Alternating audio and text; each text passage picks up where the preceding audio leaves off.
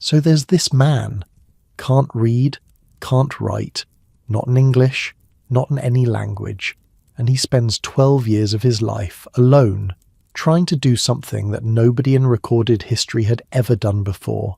His wife thinks he's lost his mind. His neighbours think he's practicing witchcraft. They burn his work. He keeps going, and in 1821 he finishes. He gives his entire people a way to read and write their own language. Within 5 years, the Cherokee have a higher literacy rate than the white settlers surrounding them. They have their own newspaper, their own constitution. They take their case to the Supreme Court and they win. And none of it matters. They lose everything anyway. If these help you sleep, like or subscribe. And drop where you're listening from in the comments. I'm always curious. All right, get comfortable. This one goes back a long way. Picture this. You're waking up in the southern Appalachian Mountains. Not the Appalachians you might visit today with paved roads and visitor centres. This is before any of that existed. Before the United States. Before the colonies. Before any European had ever set foot on this land. Your eyes open to soft grey light filtering through a thatched roof. The air smells like wood smoke and damp earth, and something cooking over a fire. Outside your winter house, mist clings to the mountain peaks like the mountains themselves are breathing. Rolling green valleys stretch in every direction, cut through by rivers so clean you can see the stones at the bottom. This is Cherokee territory, 40,000 square miles of it. Everything that would one day become North Carolina, Tennessee, Georgia, parts of Alabama, South Carolina, Virginia and Kentucky. Not wilderness, not untamed land. A carefully managed empire of towns and farms and hunting grounds, all connected by trails that follow the curves of the earth like veins through a leaf. And you're Cherokee, one of the Anivuia, the principal people.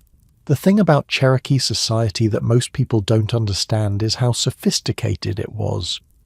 We tend to imagine Native Americans as simple people living simple lives. That's not what this was, not even close.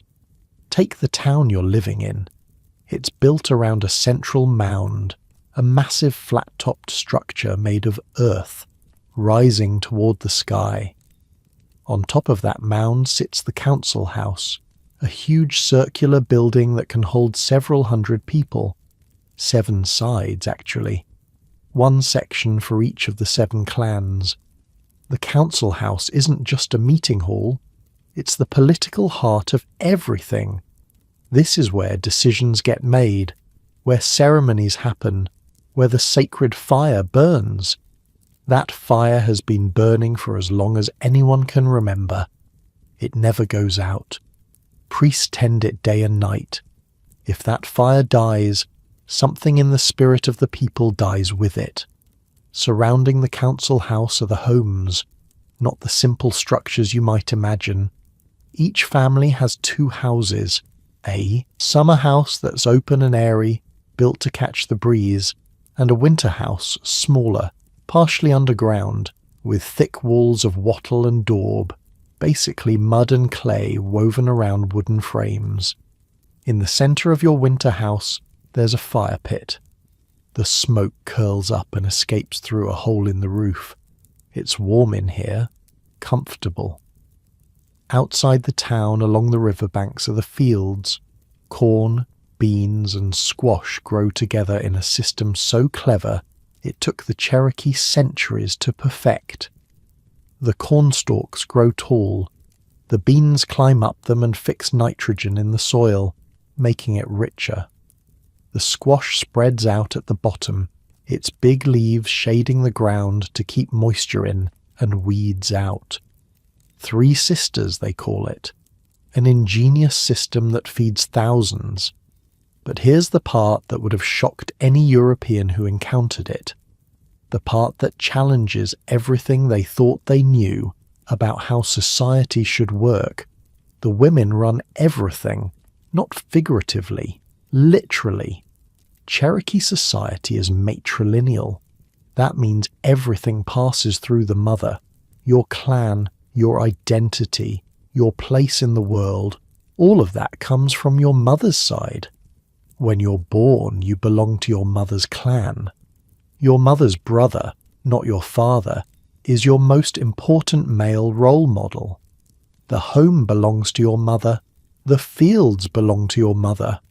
The children belong to your mother. If a marriage ends, the husband doesn't take anything. He just leaves, goes back to his mother's house. All property stays with the wife and her clan. Women aren't just heads of households. They're decision makers. They choose who the tribe goes to war with. A council of women called the Women's Council of Clan Representatives holds real political power, and at the top there's a position called Beloved Woman. She has a vote in the General Council. She can decide the fate of prisoners of war. She speaks, and people listen, because the Cherokee believe the Great Spirit sometimes speaks through her. Try explaining that to a European in the 1700s, when women in England couldn't own property, couldn't vote, couldn't sign legal documents without their husband's permission. The Cherokee looked at European society and thought those people were the backwards ones. Now the clans. This is where it gets really interesting. There are 7 of them. 7 clans that make up the entire Cherokee nation. And your clan isn't just a family name, it's the law. The Wolf clan is the largest. Warriors come from the Wolf clan, war chiefs, protectors.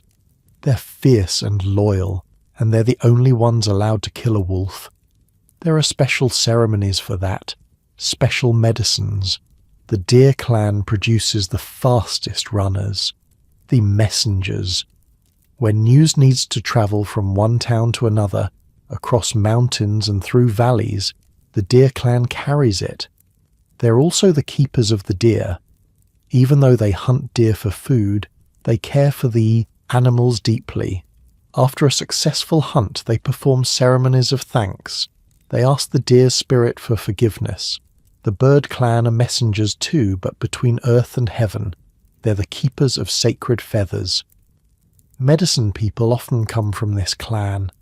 They interpret dreams and observe the patterns of birds for meaning. The Longhair clan, sometimes called the Wind clan or the Twister clan, are known for their elaborate hairstyles.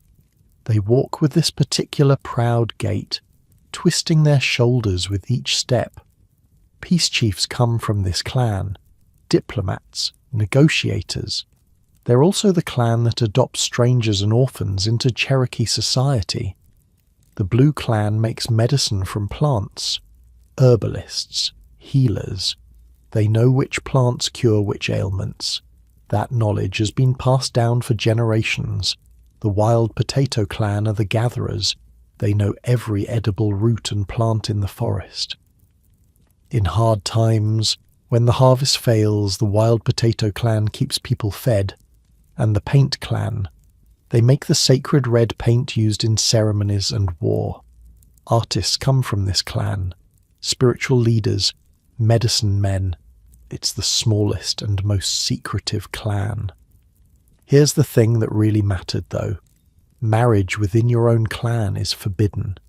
Absolutely forbidden. Clan members are considered brothers and sisters. Marrying within your clan, or within your father's clan, is incest. And the punishment for incest is death. Not death at the hands of the government. Death carried out by your own clan members. Your own family would be responsible for executing you. The clans also handle justice in another way. If someone from the Wolf clan kills someone from the Deer clan, whether by accident or on purpose, balance has to be restored. The killer's clan has to provide someone to be executed. Doesn't have to be the actual killer. Could be anyone from that clan. Because it's not about revenge. It's about cosmic balance. About keeping harmony between the clans. This might sound brutal to us, but think about what it creates. a society where every clan is deeply invested in the behavior of its members, where your actions have consequences not just for you, but for everyone connected to you. It creates accountability at a level most societies never achieve. And then there's Gadugi, communal work for the good of the village. If someone's crops fail, the community helps them. If someone's house burns down, everyone rebuilds it together. Orphans are taken in, the elderly are cared for, visitors are welcomed. Nobody is ever truly alone. Picture your morning in this world.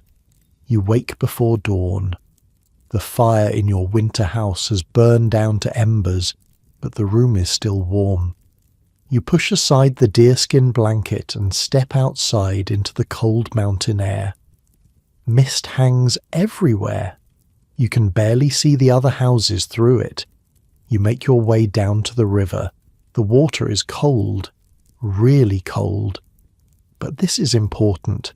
This is going to water, a daily practice of spiritual cleansing. You wade in, facing east, toward where the sun will rise. You pray. You ask the Creator to wash away impurities, both physical and spiritual, to prepare you for the day ahead. The water is so cold it almost hurts. But there's something clarifying about it, something that wakes you up in a way that nothing else can. When you step out of the river, your skin is tingling.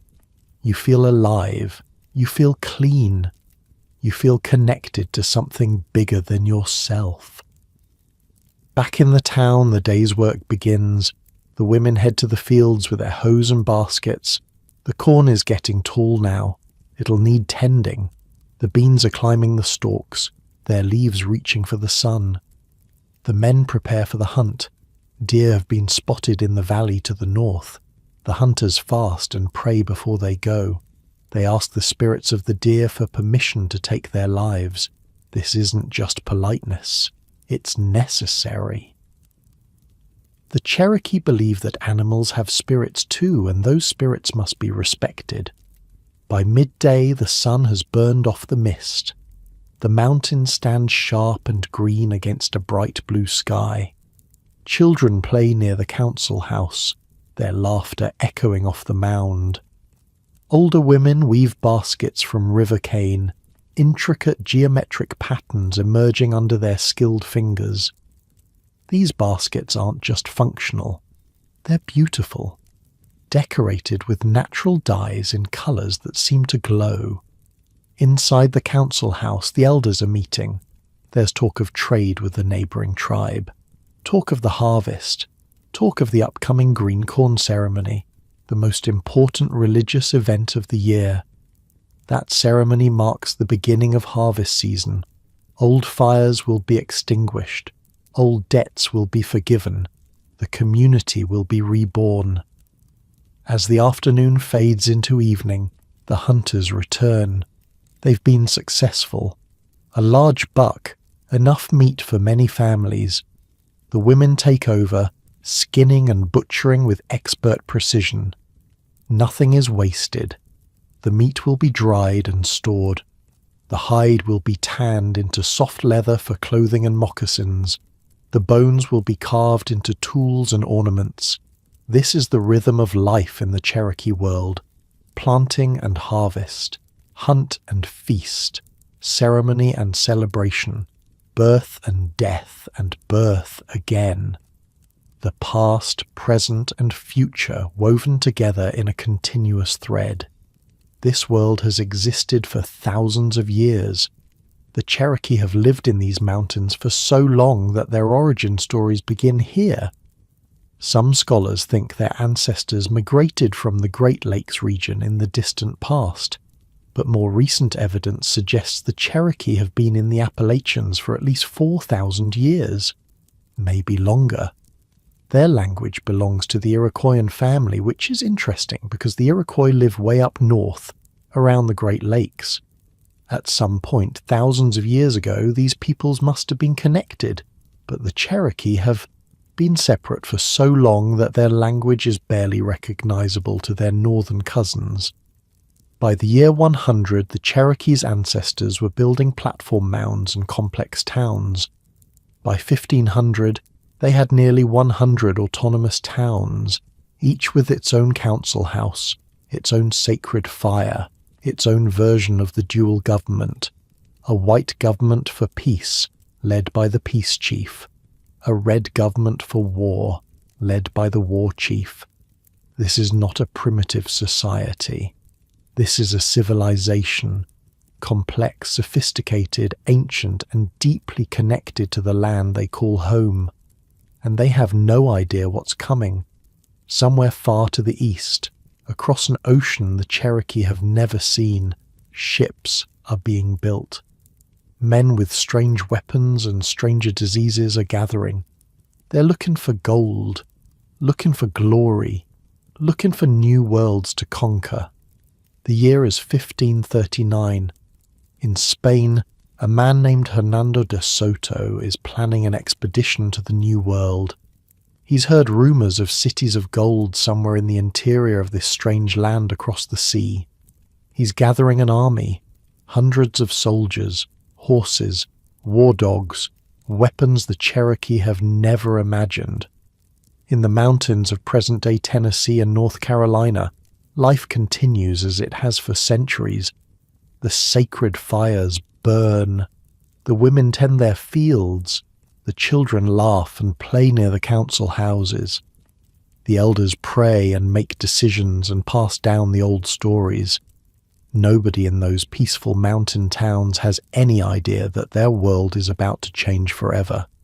That within a few years, strangers will arrive bringing weapons that kill from a distance, bringing animals larger than any the Cherokee have ever seen, bringing invisible killers that will sweep through their towns like wildfire, killing 9 out of every 10 people they touch. The mist still clings to the mountains in the morning. The rivers still run clear and cold. The corn still grows tall alongside the beans and squash. But the clock is ticking, and once it runs out, nothing will ever be the same again. The year is 1540. You're working in the fields outside your town when someone comes running. A messenger from the Deer clan, out of breath, eyes wide with something you've never seen before. Fear. Real fear. There are strangers coming, he says, from the south. Hundreds of them. They ride on top of enormous animals bigger than any elk, faster than any deer. They wear shining shells that arrows can't pierce. They carry sticks that make thunder and kill from a distance. And they have dogs. Huge dogs.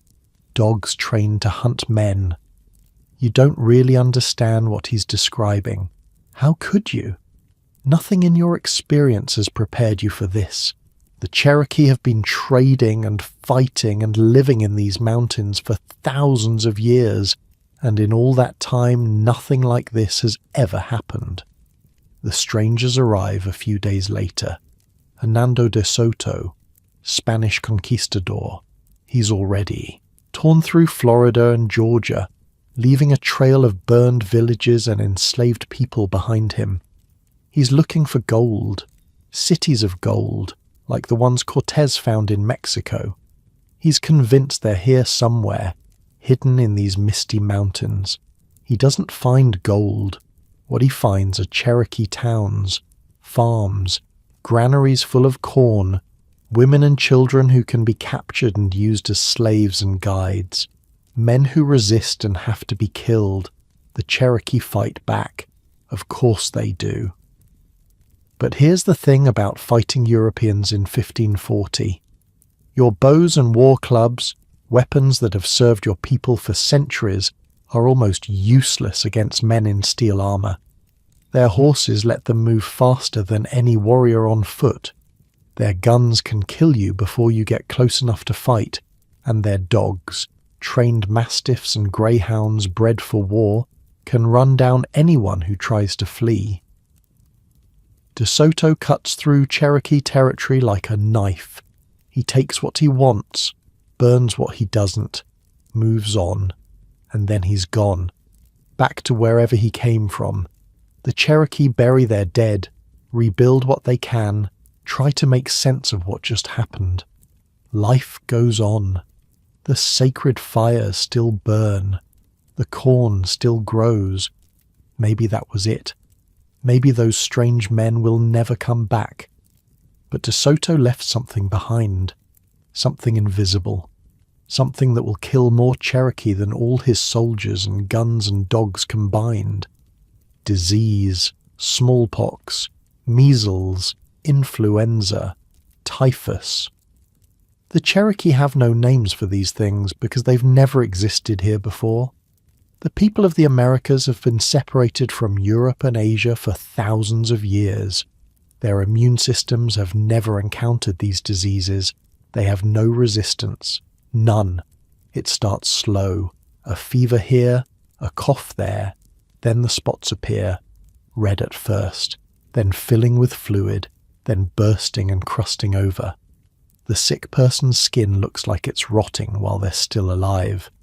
The fever climbs, delirium sets in, and then death, sometimes within days of the first symptoms. Imagine watching your family get sick, one by one. Your mother first, then your children, then your aunts and uncles and cousins. The medicine men try everything they know. The old ceremonies, the sacred herbs, going to water, that cleansing ritual that has healed so many ailments before. But the cold river water that usually brings clarity and health seems to make smallpox worse. People come out of the water shivering, their fevers spiking, their bodies giving out. Nothing works. People keep dying, whole families, whole clans, whole towns. You walk through villages where everyone is dead, houses standing empty, food still in the pots, fires burned down to cold ash. Dogs wandering between the bodies, confused, waiting for owners who will never wake up. The smell is something you'll never forget. Sweet and rotten and wrong. The numbers are hard to comprehend. Before contact, the Cherokee population might have been as high as 100,000 people. By the time the epidemics run their course, maybe 10,000 are left. Maybe less. 90% of the population gone. In a generation or two, 9 out of every 10 people you knew are dead. Think about what that does to a society. The clan system, that intricate web of relationships and responsibilities that held everything together, starts to unravel. Entire clans are wiped out. The old people who carried the stories and the knowledge die before they can pass it on. The ceremonies can't be performed properly because the people who knew how to perform them are gone. The sacred fires go out in some towns because there's no one left to tend them. The survivors are left wandering through a world that doesn't make sense anymore. The old explanations don't work. The Cherokee believe that illness came from spiritual imbalance, that the right ceremonies and medicines could restore health. But no ceremony stops this. No medicine helps. People just keep dying, and the survivors are left to wonder what they did wrong. What offence against the spirits could possibly deserve this? This is the world the Cherokee are living in when the English arrive. By the late 1600s, English colonists have established themselves along the Atlantic coast. They want land, sure, but they also want something else: deer skins. Back in Europe, deer leather is in high demand. It's used for gloves, book bindings, all sorts of luxury goods. The colonists can't hunt enough deer themselves to meet the demand. But the Cherokee can. The Cherokee are expert hunters. They know the land, they know where the deer are, and they're willing to trade. The deal is simple. The Cherokee bring deer skins to the English trading posts. The English give them European goods in return: guns, metal tools, cloth, and alcohol. At first, it seems like a good arrangement. The guns make hunting easier. The metal tools are better than stone. The cloth is warm and durable. The Cherokee adapt quickly, incorporating these new things into their lives. They become middlemen, trading between the English and other tribes further inland. But there's a cost. There's always a cost. The old economy, based on hunting for food and growing crops for your community, starts to shift. Now men spend more time hunting for profit. They're not just killing enough deer to feed their families, they're killing as many as they can, because deer skins mean trade goods, and trade goods mean wealth and power. Between 1699 and 1715, the Cherokee are exporting over 50,000 deer skins a year just to Charleston. By the 1730s, that number has tripled. 150,000 skins a year. The deer population starts to collapse. Hunters have to travel further and further to find game. This puts them in conflict with neighbouring tribes who are hunting the same shrinking supply. And then there's the alcohol. The Cherokee had never encountered alcohol before the Europeans came. They had no cultural framework for it, no traditions around moderate drinking, no understanding of addiction. The traders figured this out fast. Alcohol became a tool. Show up at a negotiation with plenty of rum, get the Cherokee leaders drunk, and suddenly the terms of the deal shift in your favour. Use alcohol to create debts that can only be paid in land or slaves. Use it to destabilize communities, to create conflicts that can be exploited. Alcoholism tears through Cherokee society. Violence increases. Families fall apart. Leaders make terrible decisions while drunk and can't take them back when they sober up. The Cherokee themselves recognize the problem. Their leaders ask the colonial authorities again and again to stop the sale of alcohol to their people. Those requests were ignored. This is what survival looks like now. The Cherokee aren't living in that peaceful world of misty mountains and sacred fires anymore. They're caught between three European empires, each trying to use them against the others. The English in the Carolinas, the French in the Mississippi Valley, the Spanish in Florida. The Cherokee learn to play this game. They become skilled diplomats, making alliances and breaking them as circumstances change. They trade with whoever offers the best terms. They fight alongside whoever serves their interests at the moment. They're not victims in this story. They're players. But it's a game they didn't choose, played by rules they didn't make, and the deck is stacked against them from the start. In 1758, things fall apart with the English. Cherokee warriors had been fighting alongside the British in the French and Indian War. They were allies. Supposed to be, anyway. But on their way home from the fighting, a group of Cherokee warriors stopped in Virginia to rest. Their horses were tired. They were tired. They'd just helped the British fight their war. They figured they were among friends. They weren't. Some Virginia settlers saw the Cherokee horses and decided they wanted them. Words were exchanged, then weapons. When it was over, several Cherokee warriors were dead, murdered by the very people they'd been fighting to protect. The Cherokee sent a war party to avenge their dead. Because that's what you do. That's what the clan system demands. Blood for blood, balance restored. The settlers screamed murder. The colonial government demanded the Cherokee hand over the warriors responsible. The Cherokee refused. Why should they hand over men for restoring balance? The settlers started it. What followed was the Anglo-Cherokee War. 3 years of brutal fighting. The British sent armies into Cherokee territory with one mission: total destruction.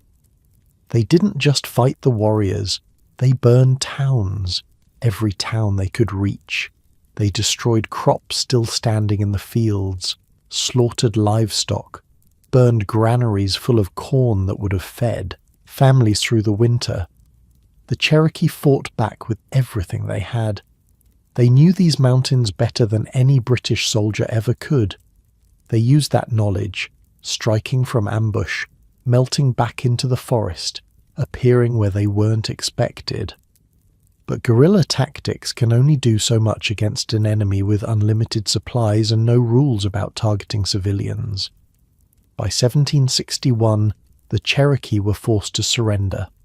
The peace treaty cost them huge amounts of land. Good land. Hunting grounds that had fed their people for generations. Gone. Signed away to make the settlers feel safe. That's the pattern now. Fight. Lose. Surrender territory. Watch the borders of your world shrink a little more. And the American Revolution is coming. That war will split the Cherokee right down the middle. Some will side with the British, hoping that a British victory will stop the endless tide of American settlers pushing into their land. Others will try to stay neutral, to wait and see which side wins before committing. And there's a woman. Her name is Nanyehi. The English call her Nancy Ward. She was born in Chota, the sacred mother town, around 1738. The same year a smallpox epidemic killed half her people. Her mother was from the Wolf clan, her uncle one of the most powerful chiefs in the nation. At 17, Nanyehi fought in a battle against the Creek, crouching behind a log beside her husband, chewing his rifle bullets to make them more jagged, more deadly. When he fell, she didn't run. She picked up his rifle and charged. The Cherokee won that day, and Nanyehi was named Gigao, beloved woman, the highest honor a Cherokee woman could receive. Now she's in her 40s. She's seen everything, the epidemics, the wars, the treaties that always cost more land. She's married an English trader, learned their language and customs, raised children in both worlds, and she's about to try something dangerous. She's going to try to make peace in a time when everyone wants war. But that's a story for another stretch of this night. Right now, picture yourself in a Cherokee town around 1770. The world your grandparents knew is gone. The population has recovered somewhat from the worst of the epidemics, but it's still a fraction of what it once was. The old ceremonies continue, but they feel different now. The sacred fires burn, but in fewer towns. The 7 clans still matter, but their power isn't what it used to be. European goods are everywhere. The clothes you wear are probably made of trade cloth now, not deerskin. The tools you use are metal, not stone. The gun leaning against the wall of your house is essential for hunting and defense. You might even have a few cattle, learned from watching the settlers. Some Cherokee have started farming in the European style, growing cotton and tobacco for sale, rather than corn and beans for food. The English language is creeping in. Some Cherokee have learned it for trade. A few have converted to Christianity, following the missionaries who've started to appear. The old ways and the new ways exist side by side, sometimes blending, sometimes clashing. Your grandmother might remember a time before all this. She might tell stories about the old world, before the strangers came, before the dying times. She might know songs and ceremonies that younger people have never learned. She carries a whole world inside her, a world that's slipping away a little more with each passing year. And somewhere out there, beyond the mountains, the colonists are getting restless. They're tired of British rule. They're talking about independence, about creating their own nation. When that war comes, the Cherokee will have to choose sides, and whatever they choose, they'll lose. That's the thing about this part of the story. The Cherokee have survived. They've adapted. They've learned new skills, made new alliances, found ways to exist in a world that keeps trying to destroy them. but the ground keeps shifting under their feet. Every time they think they've figured out the rules change. The diseases keep coming in waves. Smallpox again in 1738, again in 1759. Each epidemic kills thousands more. Each one disrupts the fragile recovery. Each one carries away more of the old knowledge, more of the people who remember. And the borders keep shrinking. Every war ends with another treaty. Every treaty costs more land. The 40,000 square miles your ancestors called home has been cut nearly in half, and the cutting isn't done yet. But here's the thing. Through all of this, the Cherokee don't give up. They don't disappear. They bend. They adapt. They change. They keep finding ways to survive. The 7 clans are still meeting in their council houses. The clan mothers are still passing identity through the maternal line. The hunters are still going to water at dawn, praying to the spirits, honouring the deer they kill. The women are still planting corn and beans and squash along the river banks. The form changes, the essence remains, and soon something new is going to happen. A generation is coming of age that will face a choice their ancestors never imagined. They'll be asked whether to hold on to the old ways or to transform completely, whether to resist the American civilization pressing in from all sides or to adopt it wholesale. A young woman from the Wolf clan is about to make a decision that will save the lives of white settlers, even as her own people prepare for war. She'll become a bridge between 2 worlds, speaking for peace when others call for blood. And a boy is about to be born somewhere in the Tennessee country, to a Cherokee mother and possibly a white father. He'll grow up with a limp that keeps him from being a warrior. He'll become a silversmith instead, working with metal, creating beautiful things, and he'll spend 12 years of his life trying to capture the sounds of his language on paper, trying to give his people something no outside force can take away. The world keeps turning, the story keeps unfolding, and the Cherokee keeps surviving, 1 generation at a time, through catastrophe after catastrophe, holding on to who they are even as everything around them changes. Nanyehi was 17 years old when she followed her husband into battle. The year was 1755. The Cherokee were at war with the Creek, a conflict that had been simmering for years over hunting grounds and old grudges. Her husband, Kingfisher, was a warrior of the Deer clan. When his war party set out for Creek territory, Nanyehi went with him. This wasn't unusual. Cherokee women often accompanied war parties, not to fight, but to cook, to carry supplies, to tend the wounded. But Nanyehi wasn't content to stay in the back. When the 2 sides met at a place called Taliwa, near present-day Canton, Georgia, she crouched behind a fallen log next to her husband, helping him reload his rifle. Here's the thing about early rifles. They took forever to load. Pour the powder, ram the ball down the barrel, prime the pan, all while people are trying to kill you. Any advantage you could get, you took. Nanyehi chewed her husband's lead bullets before he loaded them, chewed them with her teeth to make the edges jagged and uneven. A smooth ball might pass clean through a man, a chewed one tears. The battle was brutal. Hours of shooting and screaming and smoke, and then Kingfisher fell, shot dead right next to her. Most people would have run, or frozen, or collapsed with grief. Nanyehi did none of these things.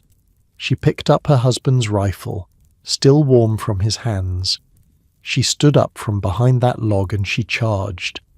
The Cherokee warriors, seeing this woman running toward the enemy, screaming, firing, followed her. They surged forward. The creek line broke. The battle was won. When it was over, the clan mothers met.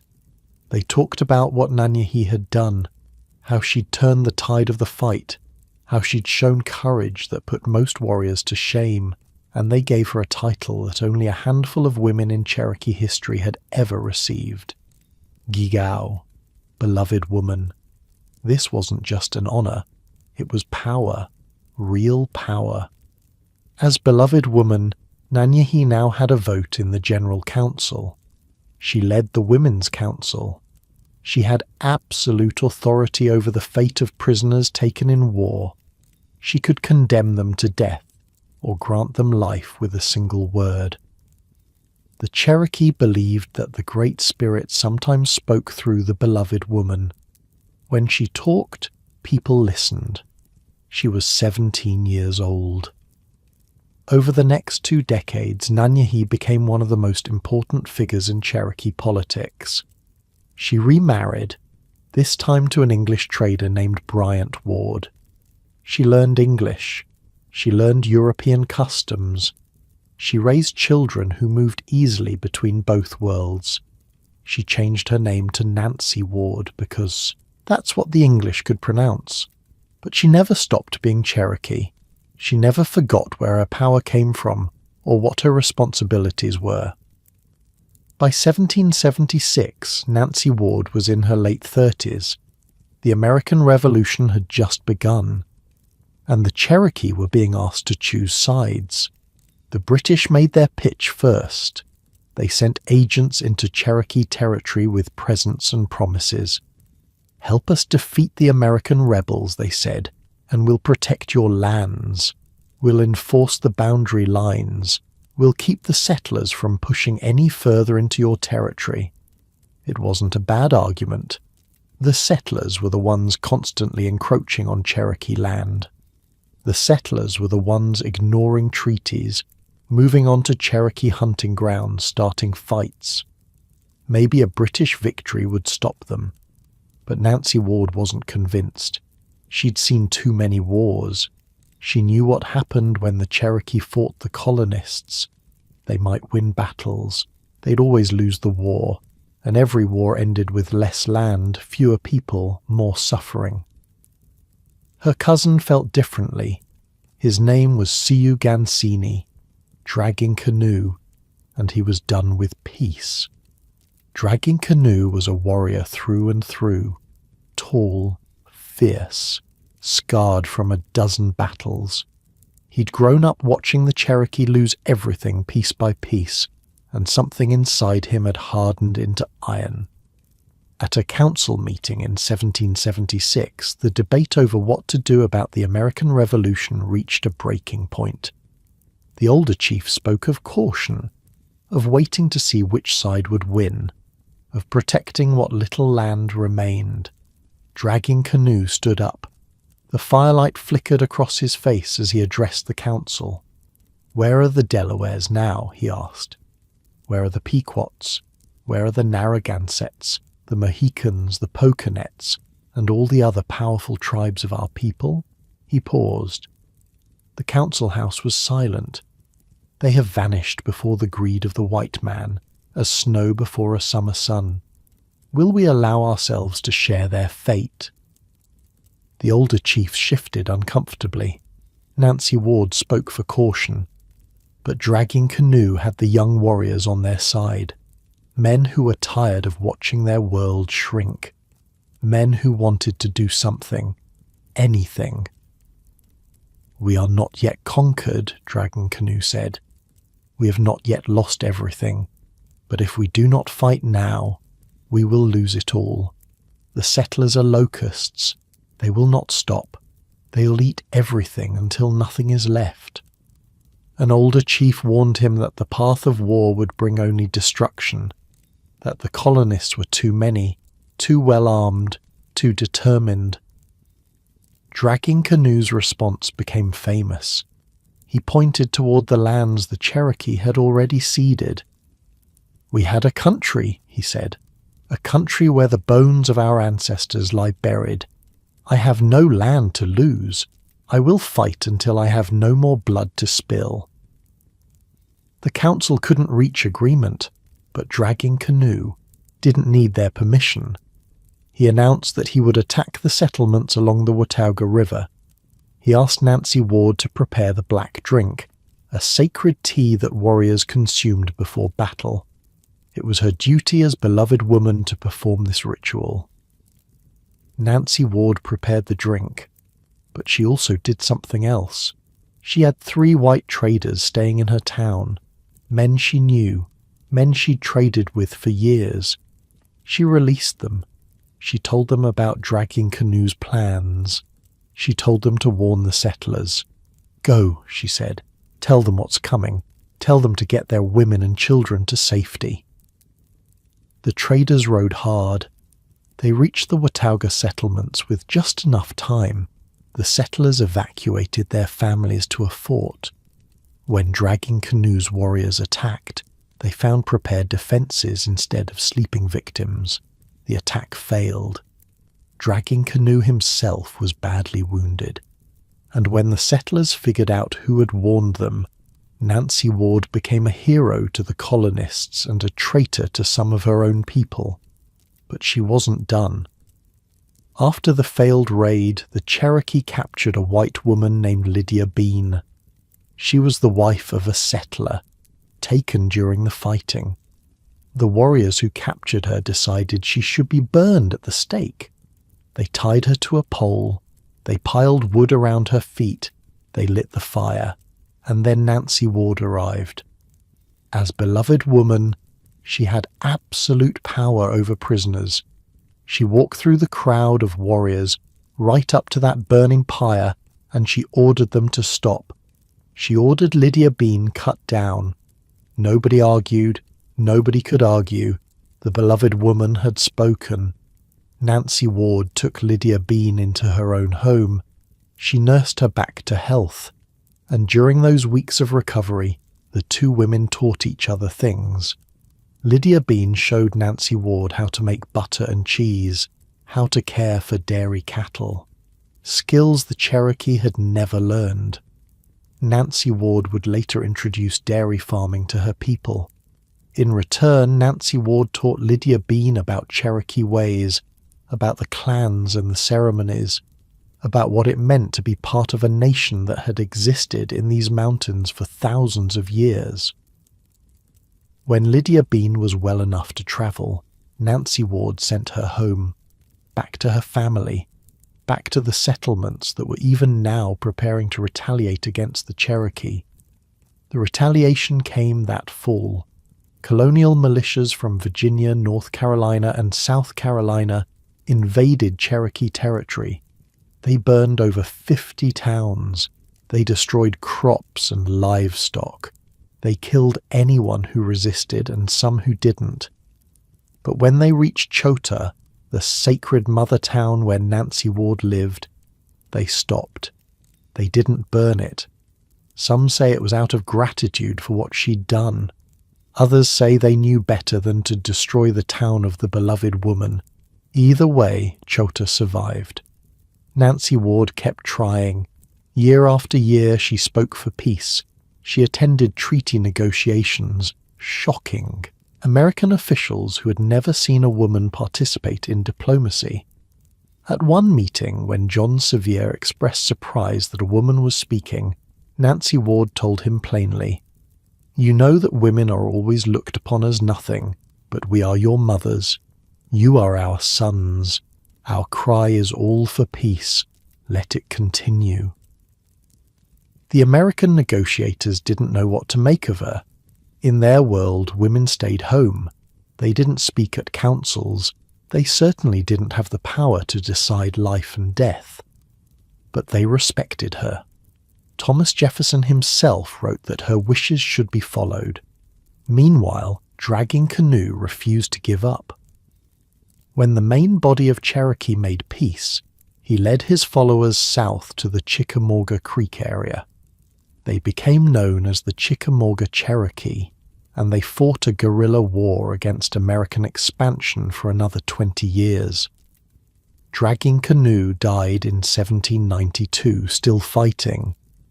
His last words, according to legend, were a warning. "The whole nation is sitting in darkness. I can do nothing more. You must carry on." Nancy Ward lived until 1822. She watched the Cherokee world she'd known transformed beyond recognition. She watched her people adopt European farming, European clothes, European religion. She watched them write a constitution and publish a newspaper and do everything the Americans asked of them, and she watched it not be enough. In 1817, at nearly 80 years old, Nancy Ward sent a message to the Cherokee National Council. She was too weak to attend in person, so her son read her words aloud. "Our beloved children and head men of the Cherokee Nation, we address you warriors in council. We have raised all of you on the land which we now have. We know that our country has once been extensive, but by repeated sales has become circumscribed to a small tract. Your mothers, your sisters ask and beg of you not to part with any more of our land." Her words were signed by 12 other women, including her daughter and granddaughter, a plea from the women who had always been the backbone of Cherokee society. The council listened politely, and then they sold more land anyway. The world had changed. Cherokee society had become more patriarchal, more like the Americans they were trying to appease. The beloved woman didn't have the power she once had. The Women's Council didn't have the authority it once held. Nancy Ward died in 1822, running an inn on the Ocoee River, taking care of orphans, watching the final collapse approach. But here's the thing. While Nancy Ward was fighting for peace, while Dragging Canoe was fighting his endless war, while the Cherokee were losing battle after battle and treaty after treaty, something else was happening. A boy was growing up in the Tennessee country. His name was Sequoyah. His mother was from the Paint clan. His father might have been a white trader named Nathaniel Gist, or might have been someone else, entirely. Nobody's quite sure. What everyone remembers is that Sequoyah had a limp, some kind of injury or illness in childhood that left one leg shorter than the other. He couldn't run fast enough to be a messenger. He couldn't fight well enough to be a warrior. So he found other things to do. He learned to work with silver. He became a silversmith, making jewelry and decorations that he sold to Cherokee and white traders alike. He was good at it. He made enough money to support himself. But Sequoyah was watching, always watching. He noticed how the white traders could make marks on paper and send them to people far away. He noticed how those marks could carry messages, could record information, could preserve knowledge in a way that didn't depend on memory. The Cherokee called it talking leaves, and Sequoyah became obsessed with it. In 1809, he started working on something, a way for Cherokee to talk on paper too, a way to capture their language in marks that anyone could read. His neighbours thought he'd lost his mind. His wife thought he was practicing witchcraft. But Sequoyah kept working, year after year after year. 12 years he worked on it.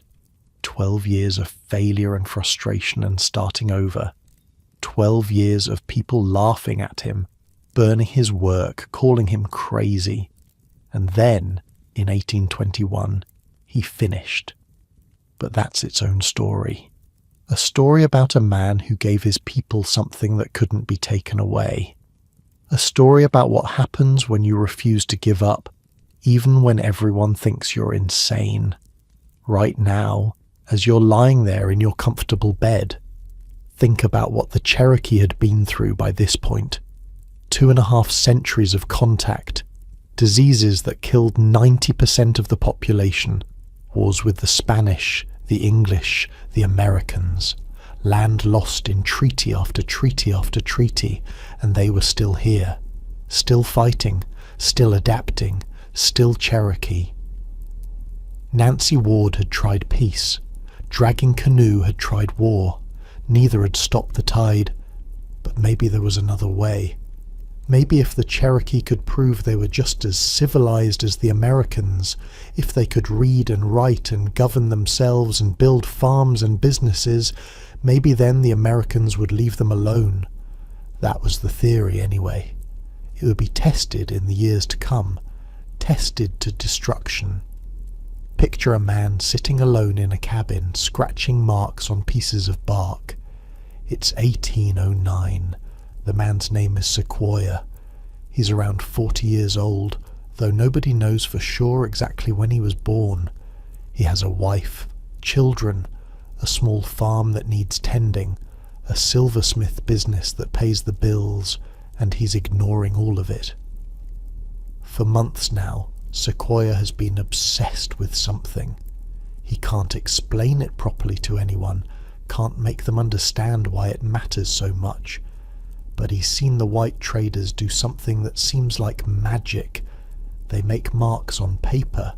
They give that paper to someone else, and somehow that person knows what the first person wanted to say, even if they're 100 miles apart.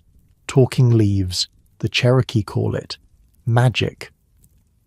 But Sequoia doesn't think it's magic. He thinks it's a skill, a trick, something that can be learned. And if the white people can do it, why can't the Cherokee? His neighbors think he's lost his mind. You have to understand who Sequoia was before this obsession took hold. He was born sometime in the 1770s in a small village in the Tennessee country. His mother was Woot-Tay, a woman of the Paint clan. His father might have been a white trader named Nathaniel Gist, or might have been a Cherokee man. The historical record is unclear, and Sequoia himself never said much about it. What everyone agreed on was that Sequoia walked with a limp. Some childhood illness or injury had left one of his legs shorter than the other.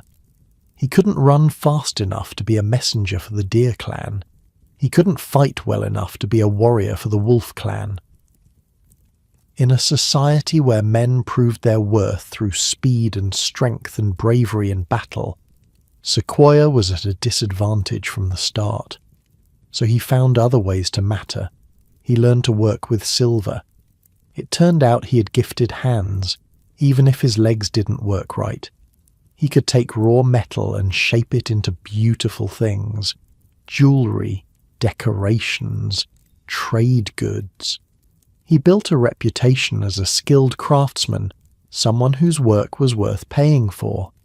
He also learned to work with metal tools, becoming a blacksmith as well as a silversmith. He made his own tools. He solved problems through ingenuity rather than strength. He developed a habit of looking at things and figuring out how they worked. That habit would change history. Sequoia never learned to read or write English. He never learned any written language.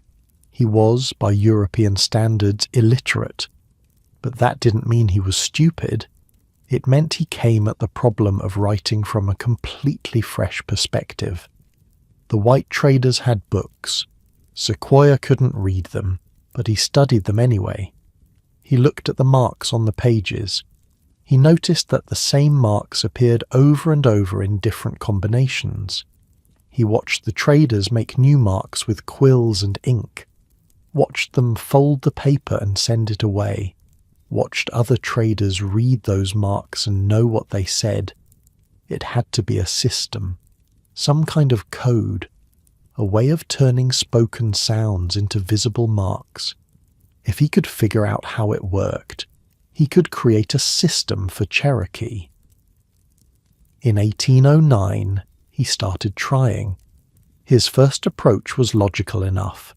He would create a different symbol for every word in the Cherokee language. Each word would have its own picture, its own mark. Simple, right? Except the Cherokee language has thousands of words, tens of thousands, when you count all the variations. After months of work, Sequoia had hundreds of symbols, and he was nowhere, close to covering the whole language. Worse, nobody could memorize that many different marks, including him. He scrapped everything and started over. Maybe he should try what the English did. They had 26 letters, and they combined them to spell every word. Maybe Cherokee could work the same way, but Cherokee isn't English. The sounds are different. The structure is different.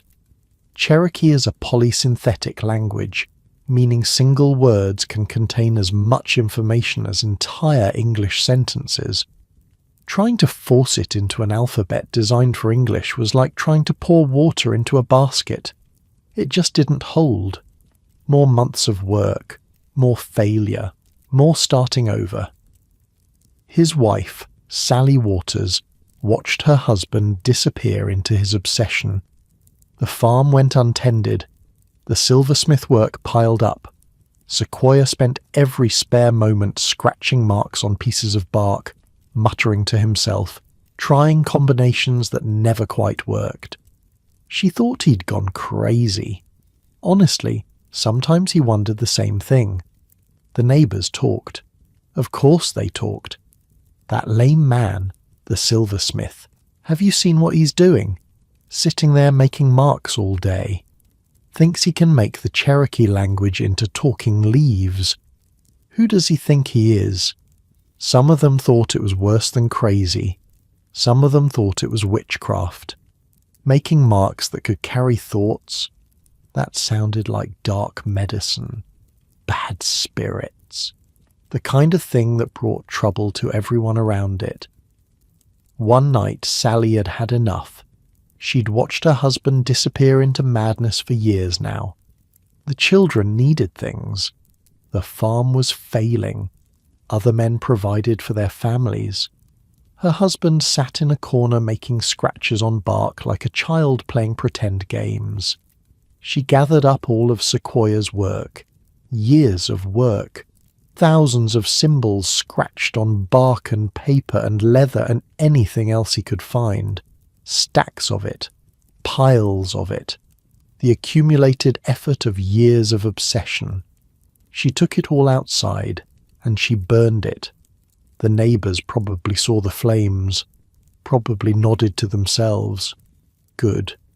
Maybe now that crazy man would come to his senses. Maybe now he'd be a proper husband and father again. When Sequoia came home and saw what had happened, he just stood there, watching the ashes cool in the evening air, watching years of his life drift away as smoke and cinder. The symbols he'd spent so long developing, the progress he'd made, the failed experiments and the promising ones, all of it gone. His wife stood nearby, arms crossed, waiting for him to rage or weep, or finally admit that she'd been right all along, that this talking leaves nonsense was exactly that, nonsense. Sequoia said nothing. He stood there until the fire died completely, until nothing was left but grey ash and a few charred fragments. Then he went back inside and started over. Not from scratch exactly. He'd learned things from his failures. The knowledge was in his head now, burned into his memory. He knew that a symbol for every word was impossible. He knew that an alphabet wouldn't work for Cherokee. There had to be another way. He started listening differently, really listening to the sounds of his language. Not the words, but the sounds that made up the words. And he realized something. Cherokee doesn't have that many distinct sounds, not compared to the number of words. The same sounds appear over and over, combined in different ways. They're not individual letters like in English. They're syllables, chunks of sound.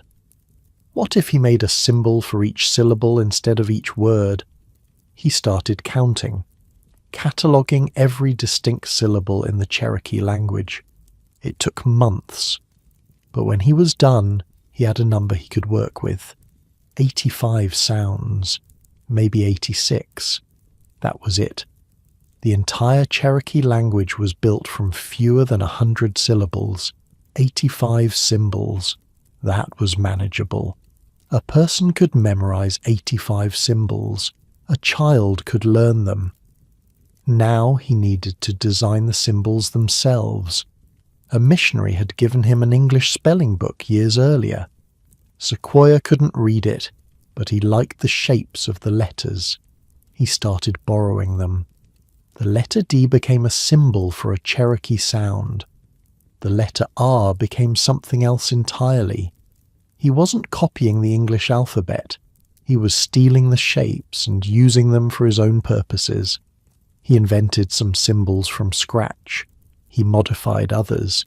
He created a system where each symbol represented one syllable of the Cherokee language. You could write any Cherokee word by stringing together the symbols for its syllables. You could read any word by sounding out the syllables in order. It was elegant. It was logical. It was something no human being had ever done before. Other writing systems had been created throughout history, but they developed slowly over centuries, passed down and modified by generations of scribes. What Sequoia did was invent a complete writing system by himself, from nothing, with no formal education, in about 12 years. By 1821, he was ready. The problem was nobody believed him. The Cherokee leaders had heard about Sequoia's project. They'd heard the rumors about witchcraft too. When he came to them claiming he could teach any Cherokee to read and write in a matter of weeks, they were skeptical, to put it mildly. One chief reportedly laughed out loud. 12 years of work, and you expect us to believe you've accomplished what no Cherokee has ever done. You can't even read English. How could you possibly invent writing? But Sequoia had prepared for this. He had a secret weapon. Her name was Ayoka, his daughter. She was about 6 years old, and she could read. Sequoia had been teaching her the syllabary for months. She'd picked it up quickly, the way children do. She could look at any combination of symbols and speak the Cherokee words they represented. She could hear any Cherokee word and write it down in symbols. To her it was as natural as speaking. At a council meeting in New Echota, Sequoia proposed a test. He would leave the room. The chiefs could say anything they wanted, and Ayoka would write it down.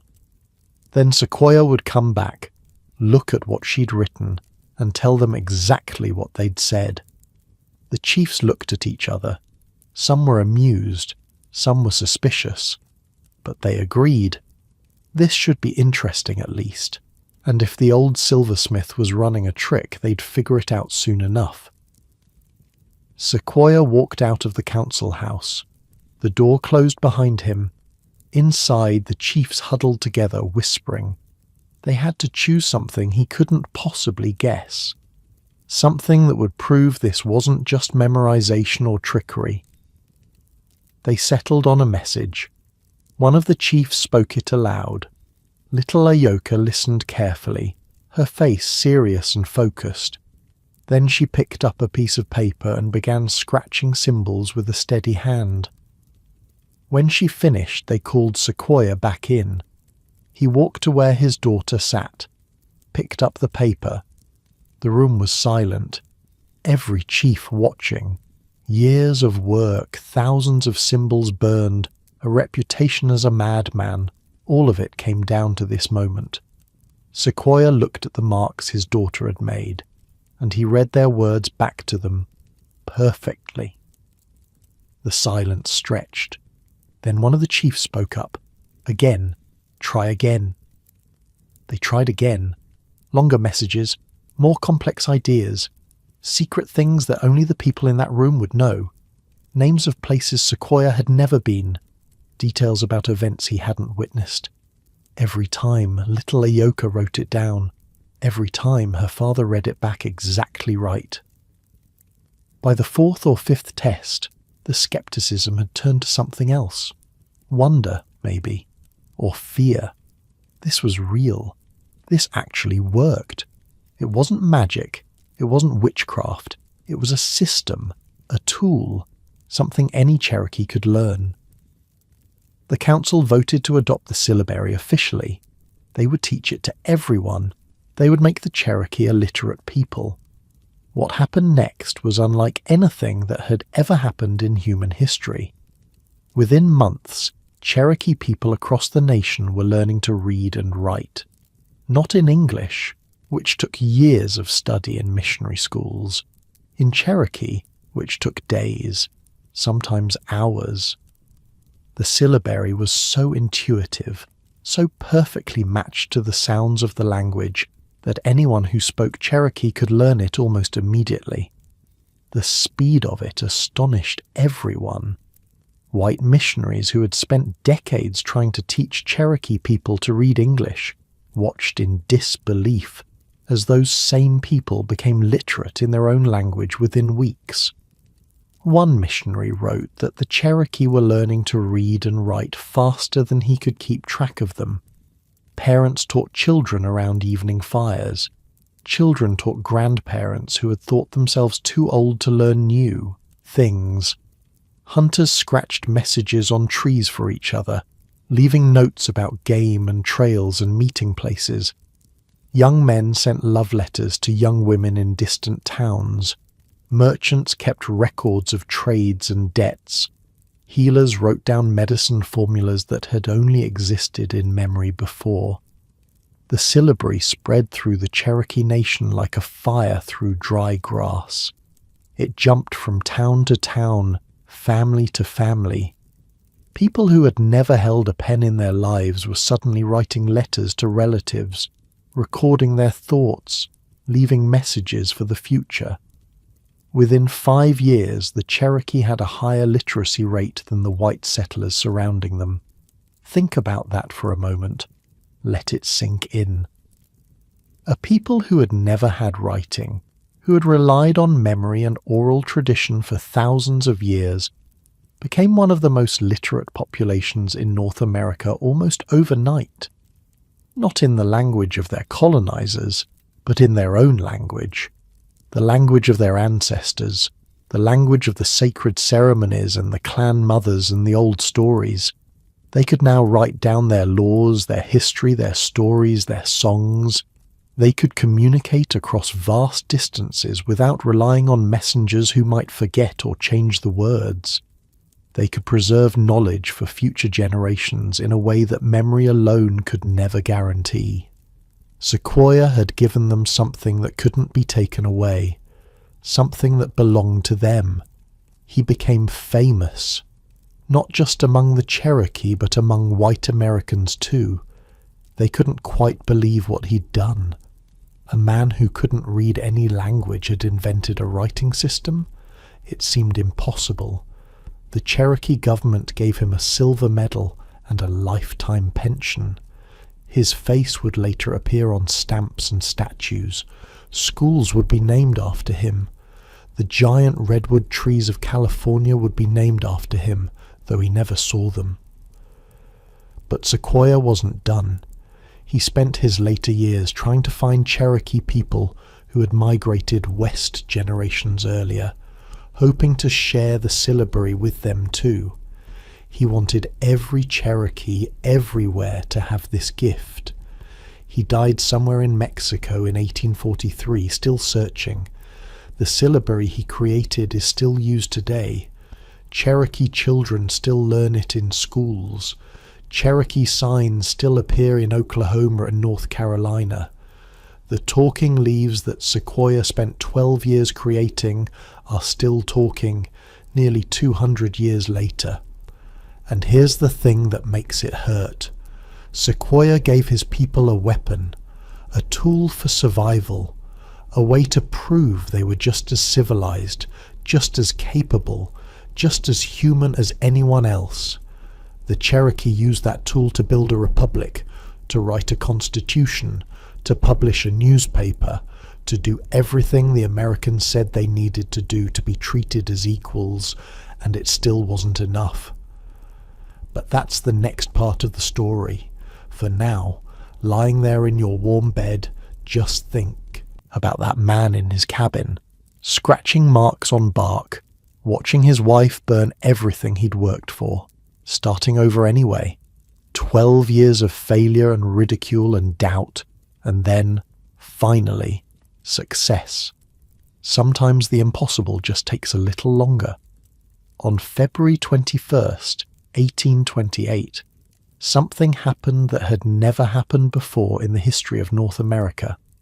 A newspaper rolled off the press. Nothing unusual about that. Newspapers had been around for over a century. But this newspaper was different. Half of it was printed in English. The other half was printed in Cherokee. The Cherokee Phoenix. The first Native American newspaper ever published. The first bilingual newspaper in the United States. The masthead carried a motto in both languages. In English, "I will arise." In Cherokee, the same words in Sequoia's syllabary. A declaration and a promise. We are here. We are rising. We will not disappear. The editor was a young man named Elias Boudinot. He'd been born Buck Watie, a full-blooded Cherokee from an influential family. As a teenager, he'd been sent to a missionary school in Connecticut, where he'd converted to Christianity and taken the name of his wealthy benefactor. He was educated, articulate, and passionate about using the tools of American civilization to protect his people. Boudinot understood something crucial. The Cherokee weren't just fighting for land anymore. They were fighting for perception, for legitimacy, for the right to exist as a nation. The Americans kept saying the same thing. Indians are savages. They can't govern themselves. They don't have written languages or laws or proper governments. They're obstacles to progress. The only solution is to move them out of the way. Boudinot and other Cherokee leaders decided to prove them wrong.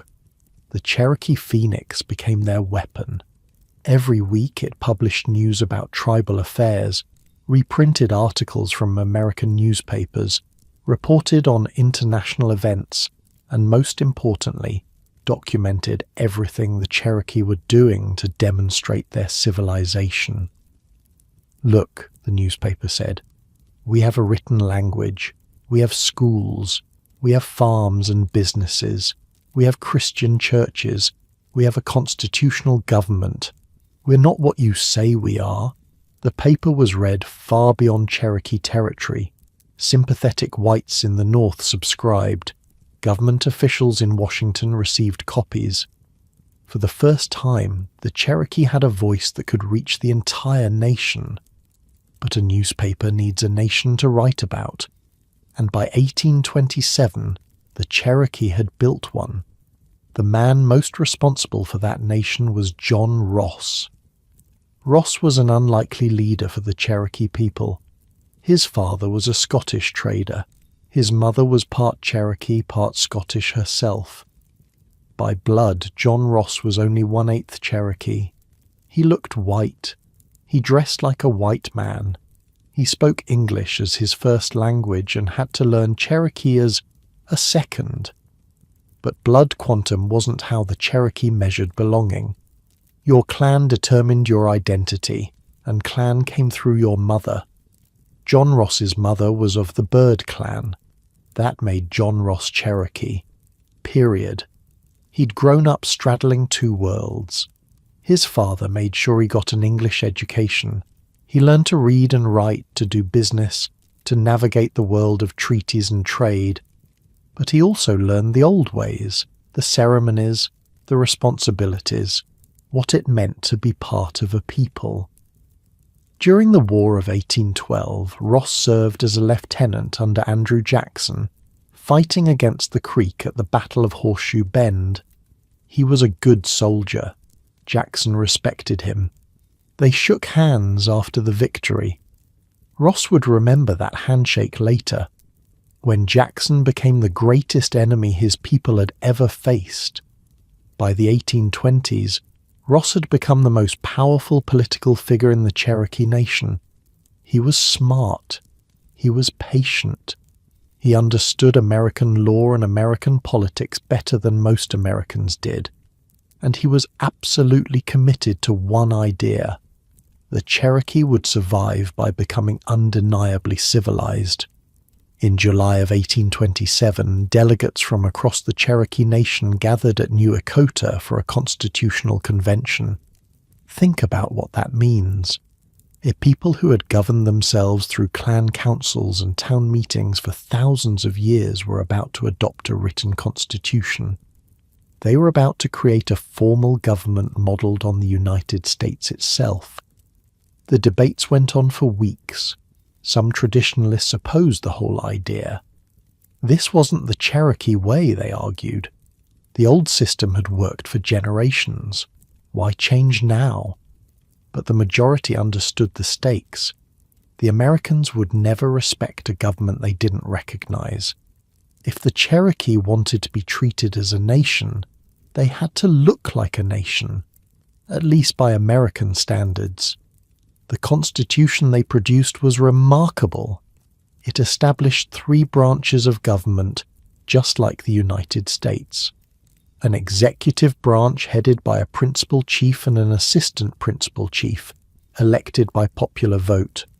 A legislative branch with 2 houses, the National Committee and the National Council. A judicial branch with a Supreme Court and lower courts in each district.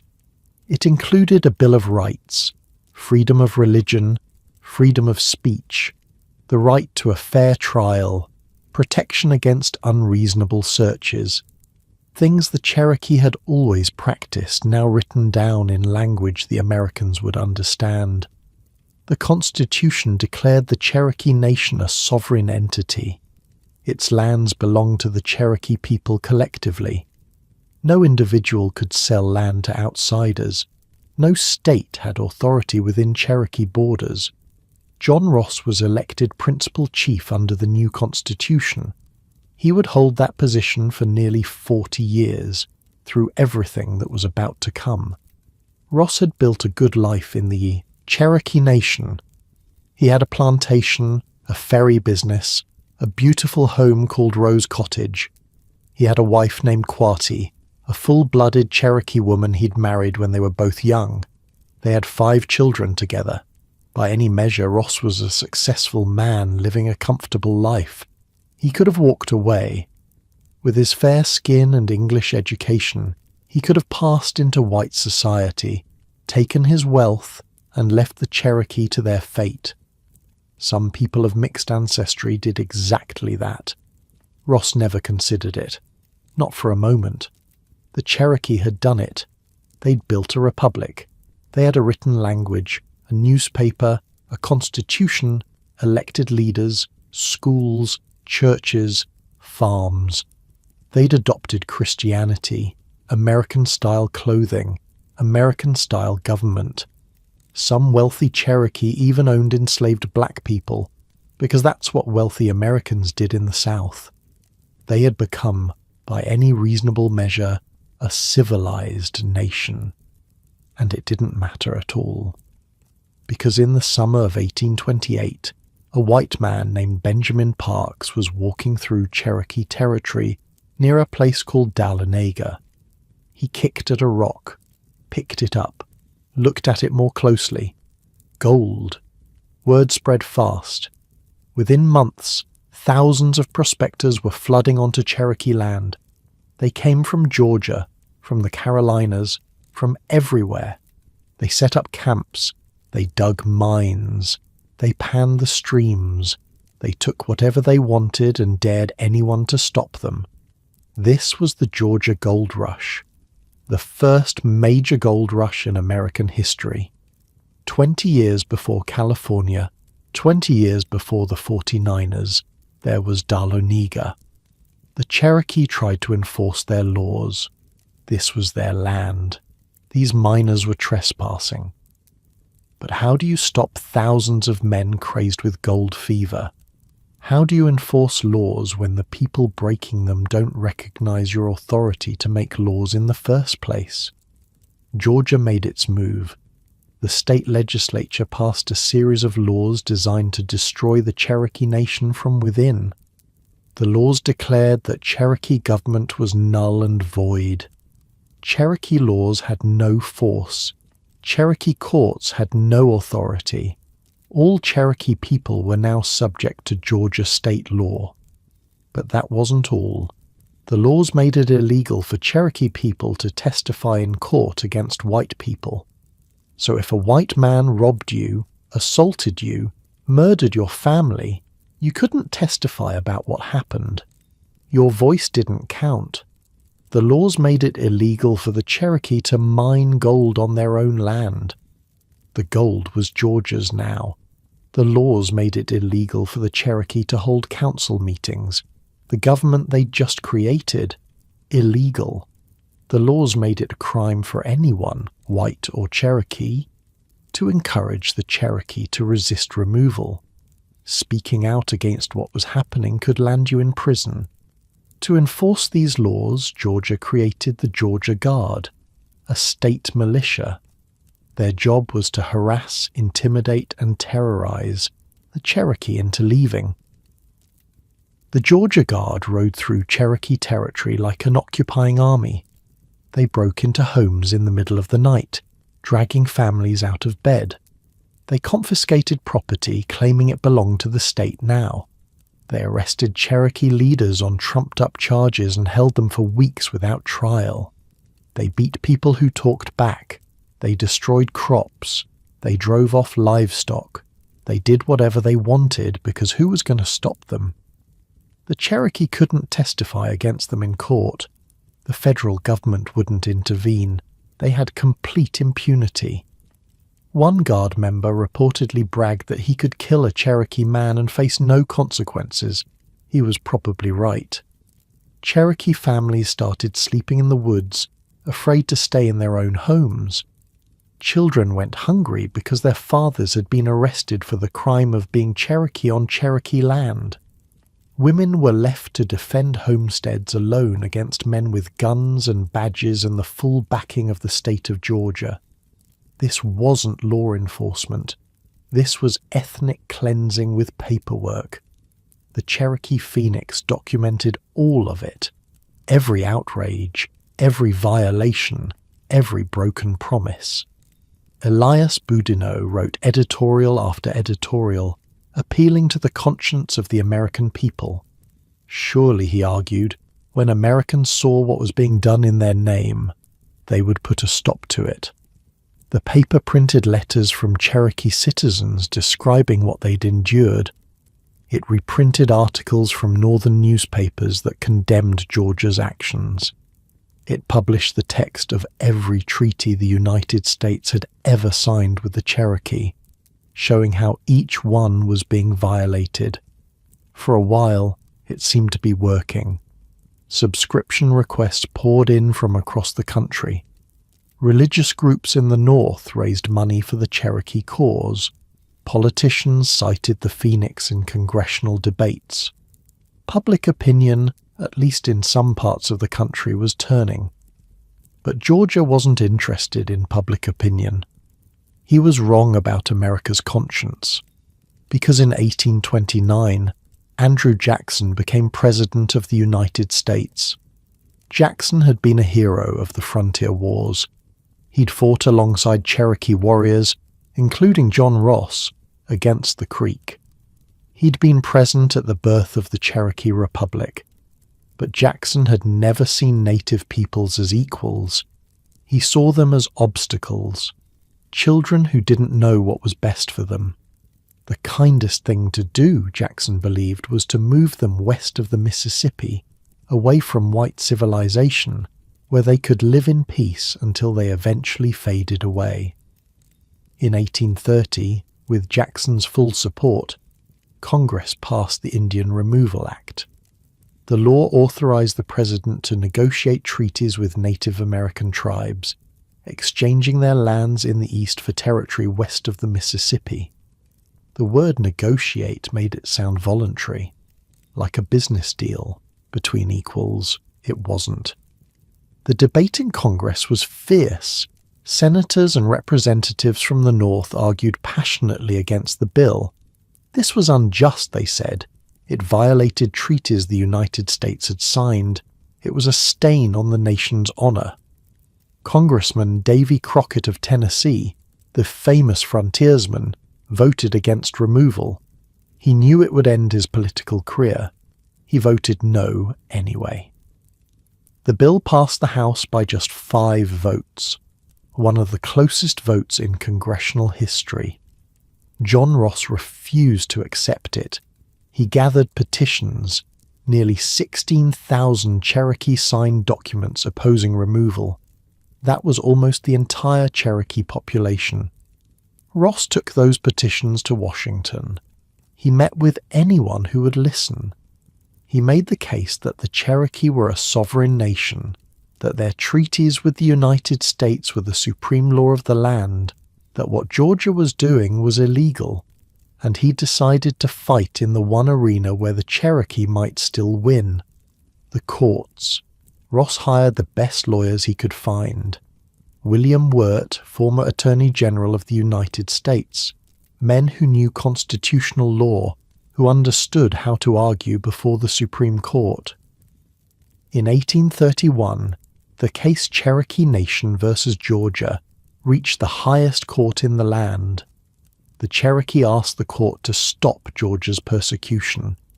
They argued that they were a foreign nation, that Georgia had no authority over them, that the treaties must be honored. Chief Justice John Marshall delivered the opinion.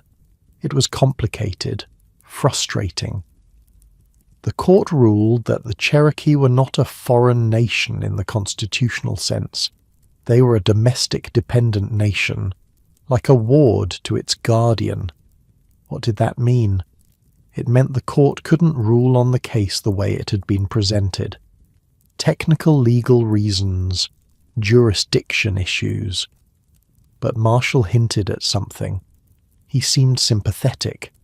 He suggested that if the right case came along, framed the right way, the court might rule in the Cherokee's favor.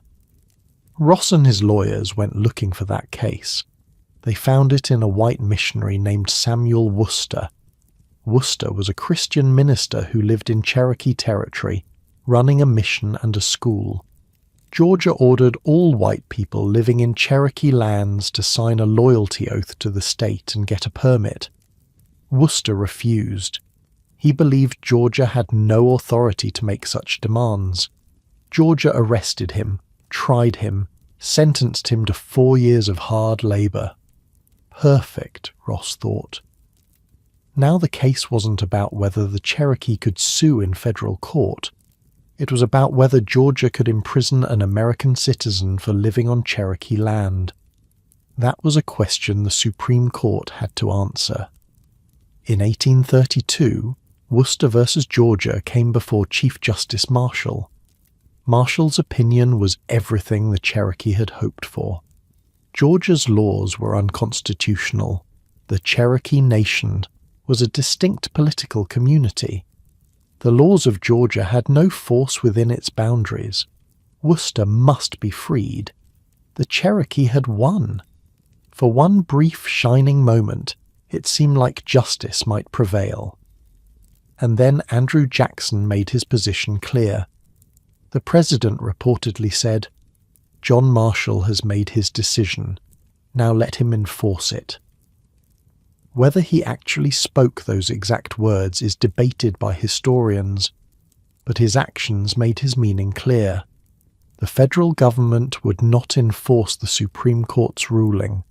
Georgia could do whatever it wanted. The Cherokee had won in court and lost in reality. The Georgia Guard kept riding. The gold miners kept digging. The pressure kept building. And the Cherokee Phoenix kept publishing week after week, documenting the slow-motion destruction of a nation that had done everything right. Everything the Americans had asked for. Everything they said would prove the Cherokee deserved to be treated as equals. All of it meant nothing. Because in the end, it was never about civilization. It was never about whether the Cherokee could govern themselves or write their own language or worship the right God. It was about land. It was about gold. It was about power. And the Cherokee had something that powerful men wanted. That's the thing about this part of the story. The Cherokee didn't fail. They didn't lose because they weren't smart enough or civilized enough or Christian enough. They lost because the people who wanted their land didn't care about any of that. The Cherokee Renaissance wasn't a failure. It was proof that given the chance, any people can build a nation. Proof that intelligence and capability aren't limited by race or culture. Proof that the arguments used to justify removal were always lies. The Cherokee proved everything they set out to prove, and it still wasn't enough, because some forces can't be stopped with logic or law or appeals to conscience.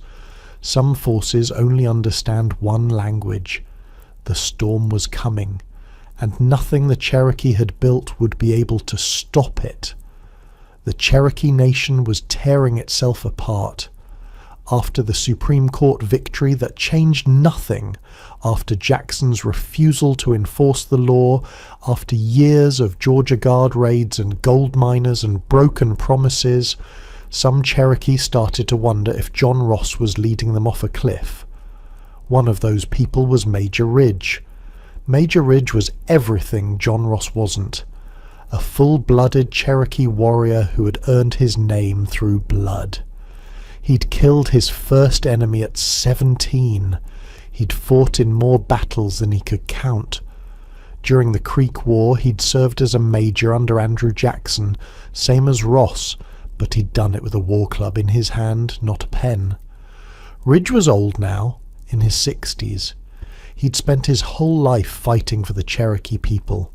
He'd been one of the architects of the Cherokee Renaissance, supporting the Constitution, the schools, the farms, everything, he believed, in what they'd built. But he also knew how to read a battlefield, and everything he saw told him this was a war they couldn't win. The gold miners weren't leaving. The Georgia Guard wasn't stopping. The federal government wasn't helping. Every day that passed, more Cherokee families lost their homes, their livestock, their dignity. Every day, the situation got worse. Ridge started having conversations, quiet ones, with his son John Ridge, who'd been educated at a missionary school in Connecticut, with his nephew Elias Boudinot, the editor of the Cherokee Phoenix, with other influential Cherokee who were starting to share his doubts. John Ridge was his father's opposite in many ways. Where Major Ridge was a warrior, John was a diplomat.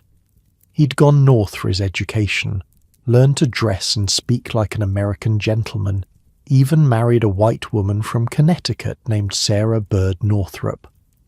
Their marriage had caused a scandal, nearly started a riot, but John had persisted. He believed in building bridges between cultures. Now he was starting to believe those bridges led nowhere. What if Ross was wrong? What if fighting was just prolonging the inevitable? What if the best thing for the Cherokee people was to negotiate the best deal they could and move west while they still had something to bargain with? It was treason. By Cherokee law, selling tribal land without the consent of the nation was punishable by death. Ridge himself had helped write that law. He'd enforced it. Years earlier, he'd participated in the execution of a Cherokee man named Doublehead, who had secretly sold land to the Americans. Ridge knew exactly what happened to those who broke this law. He knew what he was risking. He did it anyway. But he believed he was trying to save his people. John Ridge made the argument most clearly. "Look at what's happening," he said. "Every year we stay here, we lose more. More land, more lives, more of who we are. The Americans will never let us keep this territory. They've made that clear. The only question is whether we leave on our terms or theirs. If we negotiate now," Ridge argued, "we can get money. We can get good land in the West. We can move as a nation, together, with our government and our institutions intact. If we wait until they force us out, we'll get nothing. We'll be scattered. We'll be destroyed." Elias Boudinot was torn. He'd spent years using the Cherokee Phoenix to fight for his people's right to stay, but the Phoenix had been shut down by the Georgia Guard in 1834. They'd confiscated the printing press. Boudinot had watched his life's work carted away, and he'd started to wonder if all that fighting had accomplished anything at all. Ross refused to even consider removal. As long as he was principal chief, he would never sign a treaty giving up Cherokee land. Never. The Cherokee had been in these mountains for thousands of years. They had won in the Supreme Court. The law was on their side. To give up now would be to admit that law and justice meant nothing. The two factions hardened against each other. Ross and his supporters, the vast majority of the Cherokee people, became known as the National Party. Ridge, his son, Boudinot, and their supporters became known as the Treaty Party. Old friends stopped speaking to each other. Families split. The council meetings that had once united the Cherokee now became battlegrounds of accusation and recrimination. Boudinot resigned from the Cherokee Phoenix before it was seized, unable to continue advocating for a position he no longer believed in. Ross appointed a new editor who would toe the party line. The two men who had once worked side by side to build a nation were now on opposite sides of an unbridgeable divide. The American government watched all this with interest. They'd been trying to get a removal treaty for years. Ross wouldn't negotiate, but maybe these other Cherokee would. In 1835, federal commissioners arrived in Cherokee territory. They weren't there to meet with John Ross. They were there to meet with Major Ridge. The negotiations happened in secret. Ridge knew that if Ross found out, he'd do everything in his power to stop them. So they met quietly, away from the capital, away from the council, a handful of Cherokee leaders deciding the fate of an entire nation. On December 29th, 1835, in the town of Neuwakota, a treaty was signed. The Treaty of Neuwakota gave up all Cherokee land east of the Mississippi River. All of it. The mountains where their ancestors were buried, the sacred town of Chota, the fields their mothers had farmed. Everything. In exchange, the Cherokee would receive $5 million and new land in Indian Territory, present-day Oklahoma. They would have 2 years to prepare for the move. After that, they would be removed by force. The treaty was signed by Major Ridge, John Ridge, Elias Boudinot, and about 100 other Cherokee. Out of a nation of 16,000 people, fewer than 500 signatures, and most of those were family members and close associates of the Ridges. Major Ridge knew exactly what he was doing. As he signed his name, he reportedly said, "I have signed my death warrant." He wasn't being dramatic.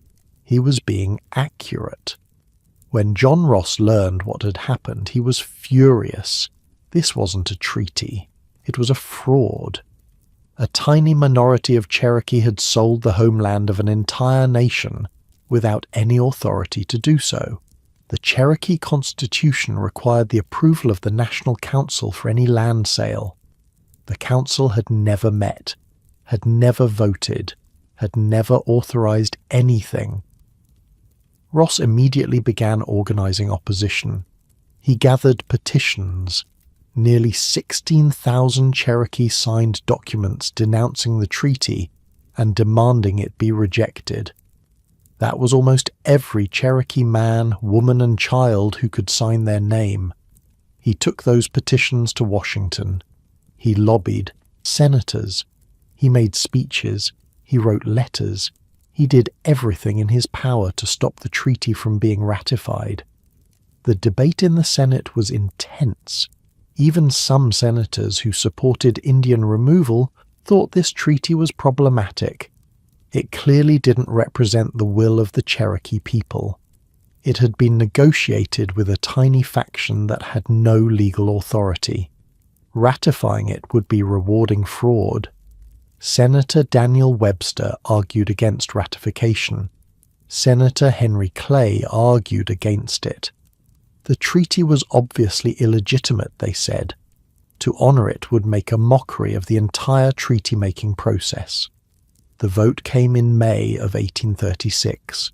The treaty was ratified by a single vote, 31 to 15, the bare minimum needed for approval, one vote.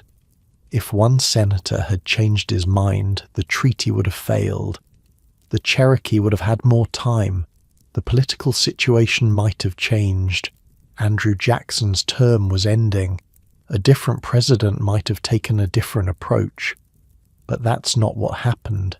The treaty passed, and the countdown began. The Cherokee had 2 years. John Ross didn't give up. He kept fighting. He kept lobbying. He kept hoping that somehow something would change. The new president, Martin Van Buren, was Jackson's hand-picked successor, but maybe he could be persuaded. Maybe public opinion would shift. Maybe a miracle would happen. Meanwhile, the Treaty Party was already making plans to move west. They believed they were doing the right thing. They believed that voluntary removal was better than forced removal. They believed that by acting now, they could control the process, could ensure that the Cherokee Nation survived intact in its new home. Major Ridge and his family left for Indian Territory in 1837, a year before the deadline. They wanted to get there first, to stake out good land, to prepare for the rest of the nation to follow. Some Cherokee followed them, a few hundred families who shared their belief that resistance was futile. They made the journey on their own terms, with their possessions, their livestock, their dignity. But the vast majority stayed. They stayed because Ross told them to stay. They stayed because they believed justice would prevail. They stayed because these mountains were their home, the home of their ancestors, and leaving felt like dying. As 1837 became 1838, the situation grew more desperate. The 2-year deadline was approaching. The federal government was making preparations. Troops were being assembled, stockades were being built. Still Ross fought, still he lobbied, still he refused to accept that this was really happening, and still his people waited. Imagine what that was like, knowing that soldiers were coming, knowing that you had weeks, maybe days, before you'd be forced from your home at gunpoint, but not knowing exactly when, not knowing if you should plant your crops or start packing, not knowing if Ross's last-minute negotiations might somehow succeed. Some Cherokee families hid their valuables, burying silver and jewelry in the woods, hoping to come back for it someday. Some made arrangements with white neighbours to look after their property, trusting that somehow this would all be sorted out and they'd return. Some converted everything they could to cash and hid it in their clothing, knowing they might need it wherever they ended up. Some did nothing at all, paralysed by uncertainty and fear. The Georgia lottery had already given away Cherokee land to white settlers. This was the cruelest twist. Before the Cherokee had even left, their farms and homes had been distributed to white families through a lottery system. Winners received title to specific plots of Cherokee land, complete with whatever buildings and improvements the Cherokee had made. Sometimes the lottery winners showed up while the Cherokee family was still there, waving their tickets and demanding that the occupants leave immediately. "This is mine now," they'd say. "I won it fair and square. Get out." One Cherokee woman described coming home to find a white family eating dinner in her house, using her dishes, sitting in her chairs, sleeping in her beds. They told her to get out. This was their home now. They had the papers to prove it. She had nowhere to go. So she stayed in the yard, in her own yard outside her own house, watching strangers live her life. That's what the spring of 1838 looked like, a nation in limbo, a people waiting for the axe to fall, a government that had done everything right, that had won in the highest court in the land, watching helplessly as that victory meant nothing. In May, the deadline arrived. The 2 years were up. The Cherokee who hadn't left voluntarily were now subject to forced removal. General Winfield Scott arrived with 7,000 soldiers, 7,000 armed men to remove a civilian population of about 14,000. Half of them women, half of them children. Scott issued a proclamation. The Cherokee had 1 month to prepare for removal, 1 month to gather their belongings, to say goodbye to their homeland, to accept that everything they'd fought for was lost. But the soldiers didn't wait a month. They started immediately. The roundups began in late May. Soldiers went from house to house, farm to farm. They gave families minutes to gather what they could carry. Sometimes not even that. Sometimes the soldiers burst in during dinner, ordered everyone out at bayonet point and marched them away with food still on the table. Children were separated from parents in the chaos.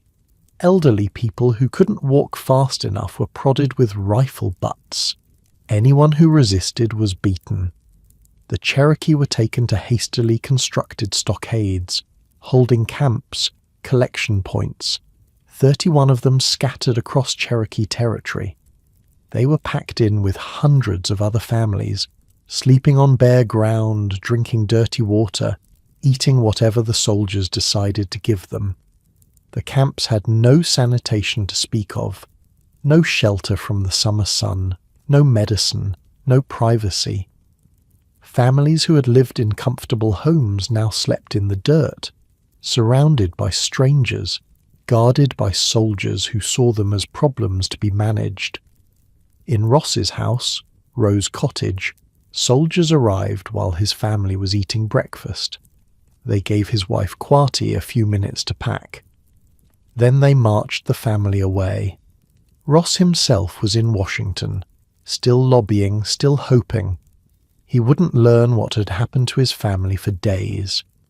White looters followed behind the soldiers. They moved into the empty houses. They dug up the buried silver. They took the livestock, the furniture, everything that couldn't be carried. Sometimes they didn't even wait for the Cherokee to leave. They looted while the families watched, helpless to stop them. The stockades filled up through June and July. Thousands of Cherokee crammed into wooden pens in the summer heat. Disease spread like fire through dry grass. Dysentery first, from the contaminated water, then measles, then whooping cough. Children and elderly people started dying. Every day new graves appeared outside the stockade walls. By some estimates, over 2,000 Cherokee died in the stockades before the march even began. 2,000 people. Gone. And the actual journey hadn't even started. And through it all, John Ross kept fighting, kept negotiating. He managed to get one concession. The Cherokee would be allowed to organize their own removal. They would march under their own leadership, in their own detachments, rather than being driven like cattle by the army. It was a small victory, but it was something, a last shred of dignity in the face of total defeat. The march was scheduled to begin in the fall, after the summer heat broke. The Cherokee would travel overland in groups of about 1,000 people each, 17 detachments in all. But they didn't know what was waiting for them. They didn't know about the winter that was coming, the harshest winter in anyone's memory. They didn't know how many more would die on the road. They didn't know that this march would become known by a name that would echo through history. They didn't know they were about to walk the Trail of Tears. But lying here in your warm bed, you know what's coming. and there's nothing you can do to stop it. Just like John Ross, just like the Cherokee mothers holding their children in those stockades, just like the old men who had seen everything, who had survived smallpox and wars and broken treaties, and who now faced the end of everything they knew. Some things can't be stopped. Some tragedies are too big, too powerful, too backed by guns and greed and the indifference of those who could have helped, but chose not to. The Cherokee were about to learn that lesson in the cruelest possible way. The 1st detachment left on October 1st, 1838. About 1,000 Cherokee gathered from the stockades, organised into a long column and pointed west. They had wagons for the elderly and the sick. They had a few horses and oxen. They had whatever possessions they'd been able to grab when the soldiers came. They had no idea what was waiting for them. The route stretched over 1,200 miles. From the mountains of Georgia and Tennessee, across the Mississippi River, into the wilderness of Arkansas, and finally to Indian Territory in what would become Oklahoma. The journey was supposed to take about 3 months. It would take much longer than that. The Cherokee called it Nuna Dal Suni, the trail where they cried. John Ross had negotiated the right for the Cherokee to manage their own removal. It was a small victory, but it mattered. Instead of being driven like animals by the army, the Cherokee would march in organized detachments, led by their own people, with their own physicians and conductors. They would maintain whatever dignity they could. Ross put his brother Lewis in charge of organizing the logistics. They divided the Cherokee into 17 detachments of roughly 1,000 people each. Each detachment would leave a few days apart to avoid overwhelming the resources along the route. The plan was reasonable. The execution was a nightmare. The first problem was the drought. The summer of 1838 had been brutally dry. Rivers that the Cherokee needed to cross were too low for ferry boats. The detachments had to wait, sometimes for weeks, until water levels rose enough to continue. Then came the winter. The winter of 1838 to 1839 was one of the harshest in living memory. Temperatures plunged below zero. Snow fell in sheets, day after day, piling up on the roads and trails. The rivers that had been too low in the summer now froze solid, trapping ferries and stranding detachments on the wrong side for days at a time. The roads became rivers of frozen mud that sucked at wagon wheels and swallowed shoes whole. And the Cherokee kept walking. Picture it. Really picture it.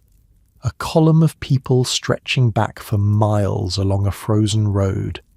Old men and old women who had never travelled more than a few miles from their birthplace, now walking 10, 12, 15 miles a day through freezing rain and snow.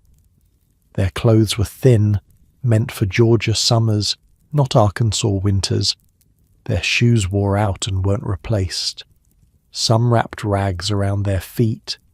Some walked barefoot through the snow. Mothers carried infants, trying to keep them warm against their chests, breathing on tiny fingers to keep them from turning black with frostbite.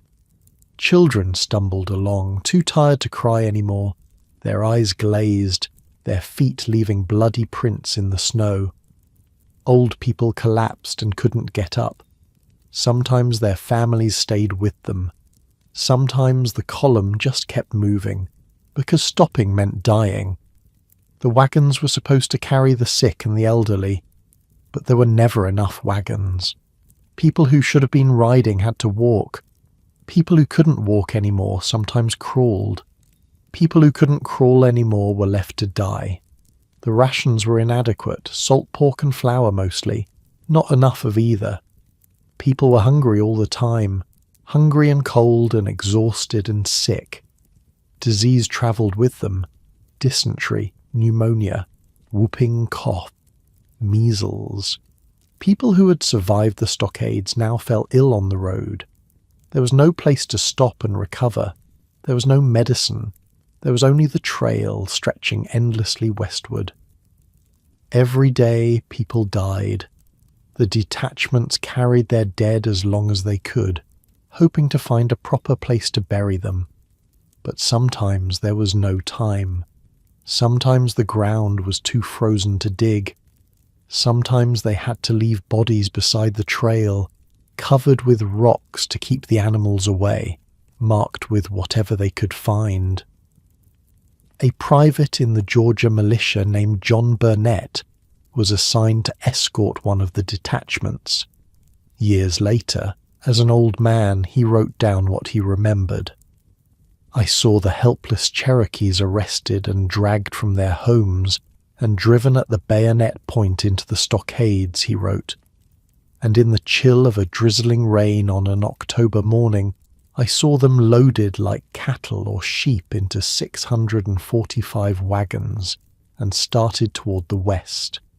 He described what happened when winter hit. On the morning of November the 17th, we encountered a terrific sleet and snowstorm with freezing temperatures. And from that day until we reached the end of the fateful journey on March the 26th, 1839, the sufferings of the Cherokees were awful. The trail of the exiles was a trail of death. Burnett couldn't forget what he'd seen. Decades later, the guilt still haunted him. Murder is murder, he wrote, and somebody must answer. Somebody must explain the streams of blood that flowed in the Indian country in the summer of 1838. Somebody must explain the 4,000 silent graves that mark the trail of the Cherokees to their exile. I wish I could forget it all, but the picture of 645 wagons lumbering over the frozen ground, with their cargo of suffering humanity, still lingers in my memory. 4,000 silent graves. That's how many Cherokee died on the trail itself. Add the 2,000 who died in the stockades, and you're looking at 6,000 dead. Out of a population of 16,000, more than 1 in 3. And among the dead was Quati Ross. Quati was John Ross's wife, a full-blooded Cherokee woman who had been with him through everything. Through the building of Rose Cottage, their beautiful home that they'd never see again. Through the birth of their 5 children, through the endless trips to Washington where John had fought for their people, while Quati kept everything running at home, through the Supreme Court victory that meant nothing, through the soldiers who dragged her from her breakfast table. She was in her 50s now, not young, not strong. The journey was killing her slowly, like it was killing so many others. But she refused to ride in the wagons while others walked. She walked alongside her people, sharing what little she had. Somewhere in Arkansas, in the bitter cold of the late January, Quati saw a sick child. A little girl, maybe 4 or 5 years old, shivering in her mother's arms with nothing to keep her warm. The child's lips were blue, her eyes were glassy. She was dying, and everyone could see it. Quati took off her own blanket, her only blanket, the one thing keeping her alive in the freezing wind. She wrapped it around the little girl. Someone tried to stop her, told her she needed that blanket, told her she'd freeze without it. Quati said the child needed it more. She got sick almost immediately. The cold sank into her bones and stayed there. Her cough got worse. Fever set in. Pneumonia. In the cold and the wet, with no medicine, no shelter, no way to get warm, pneumonia was a death sentence. Everyone knew it, including Quati. She kept walking as long as she could. Then she couldn't anymore. Quati Ross died somewhere on the trail, in the frozen wilderness between everything she'd known and everything that was supposed to come. Her husband wasn't there. he was travelling with a different detachment, managing the impossible logistics of moving 16,000 broken people across a continent. He learned of her death days later, through a messenger who had ridden hard to find him. They buried her beside the trail, one more grave among thousands, one more silent marker on the road of tears. The little girl Kwati gave her blanket to survived. Or so the story goes. Her name was lost to history, but she lived. Kwati's blanket kept her warm long enough to reach Oklahoma. John Ross would remarry years later. He would serve as principal chief for another 3 decades. He would guide his people through the Civil War and its aftermath. But people who knew him said he was never quite the same after Kwati died. Something in him hardened, or maybe something broke. He never talked about her death. He kept it locked away, a private grief too big for words. The detachment straggled into Indian Territory through the winter and early spring of 1839. The last group arrived in March. They found a land that was nothing like the green mountains they'd left behind. Flat, dry, foreign. But they were alive, some of them anyway, and they were still Cherokee. The survivors tried to rebuild. They established a new capital at Tahlequah. They wrote a new constitution. They started new farms, new schools, new lives. John Ross was still principal chief, still trying to hold everything together, but the old wounds hadn't healed, and in June of 1839, they tore open in blood. The treaty party had arrived in Indian Territory a year earlier. Major Ridge, John Ridge, Elias Boudinot and their families had settled on good land near Honey Creek, started their farms, tried to make a new beginning. They knew they weren't popular. They knew some people blamed them for everything. But they thought the worst was over. They thought time would heal the wounds. They were wrong. On the night of June 21st, a group of men met in secret. They drew lots to determine who would carry out the executions. 3 targets, 3 teams, 3 deaths, all to happen at dawn. John Ridge was first. In the grey light before sunrise on June 22nd, about 25 men surrounded John Ridge's house. They broke down the door. They dragged him from his bed, past his screaming wife Sarah, past his terrified children. They pulled him into the yard, threw him face down in the dirt. Then they stabbed him, over and over, 25 men taking turns with their knives, making sure the blood was on all their hands, making sure no one man could be singled out as the killer. John Ridge died in his own yard, in front of his family, torn apart by his own people. He was 36 years old. The same morning, another group waited on a road in Arkansas, near the border of Cherokee Territory. They knew Major Ridge would be travelling that road. They hid in the trees and waited. When Ridge's horse appeared, they opened fire.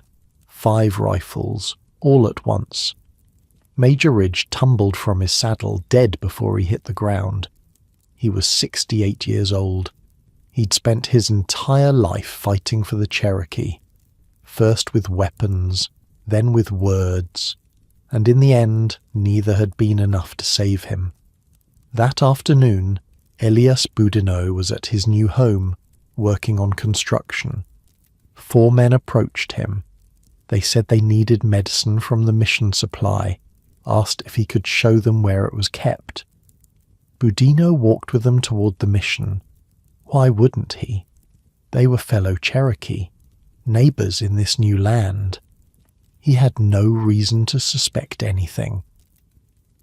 When they were far enough from the house that no one could see, they struck. One man drove a tomahawk into Boudinot's skull from behind. When he fell, the others stabbed him with knives. They left his body in the woods, split open and bloody. He was 36 years old, the same age as his cousin John Ridge. the man who had created the Cherokee Phoenix, who had given his people a voice, who had tried so hard to find a way forward, dead in the dirt, killed by his own. The assassinations were carried out under the old blood law. The treaty party had sold Cherokee land without authorization. The penalty was death. The men who carried out the killings believed they were enforcing Cherokee law, avenging a crime that had cost their people everything. Stand Watie, Boudinot's brother, had been on the death list too, but someone warned him in time. He escaped and swore revenge. For the next several years, the Cherokee Nation tore itself apart in a low-level civil war. Treaty Party supporters against National Party supporters, assassination and counter-assassination, ambush and revenge, families destroyed, communities divided. Everything the Cherokee had built, everything they had suffered to preserve, seemed to be crumbling. John Ross worked desperately to end the violence. He called councils. He negotiated truces. He tried to bring the factions together, to convince them that they were all Cherokee, that they had to stop killing each other if they wanted to survive. It took years, but slowly, painfully, the violence subsided. In 1846, a new treaty was signed that officially reunited the factions. The Cherokee Nation was one people again, scarred, traumatized, but together. They rebuilt. They established schools again. The Cherokee Male Seminary and the Cherokee Female Seminary opened in 1851, offering classical education to Cherokee youth. Students learned Latin and Greek, mathematics and literature. The Cherokee literacy rate remained among the highest in the region. They restarted their newspaper. The Cherokee Advocate began publishing in 1844, carrying on the tradition of the Cherokee Phoenix. News and politics and poetry, all in Cherokee and English side by side. They wrote new laws. They built new roads. They created new farms and businesses. Within a decade of the Trail of Tears, the Cherokee Nation in Oklahoma was thriving again. It wasn't the same. How could it be? The mountains were gone. The sacred sites were gone. The graves of their ancestors were 1,000 miles away. An entire generation had been traumatized by horrors that would echo through their descendants for centuries. But they survived. They adapted. They rebuilt. That's the thing about the Cherokee. That's the thing about this whole story. No matter how many times the world knocked them down, they got back up. Smallpox killed 90% of them. They rebuilt. Wars and treaties took half their land. They rebuilt. The Trail of Tears killed 1 in 3. They rebuilt. The Trail of Tears wasn't the end of Cherokee history. It was another chapter. Another catastrophe survived. Another resurrection begun. Lying there in your comfortable bed, you might wonder how they did it. How anyone could endure what they endured and come out the other side still fighting, still building, still Cherokee. Maybe it was the clan system, that web of relationships and responsibilities that gave everyone a place and a purpose. Maybe it was the old stories, the ceremonies, the going to water rituals that connected them to something larger than their individual suffering. Maybe it was just stubbornness, a refusal to let the people who had done this to them win. John Ross led his people for another quarter century after the Trail of Tears. He guided them through the Civil War when the Cherokee once again found themselves caught between two warring powers. He fought for their rights in Washington until the very end. He died in 1866 at 76 years old. He'd been principal chief for almost 40 years. He'd seen his nation nearly destroyed and watched it rise again.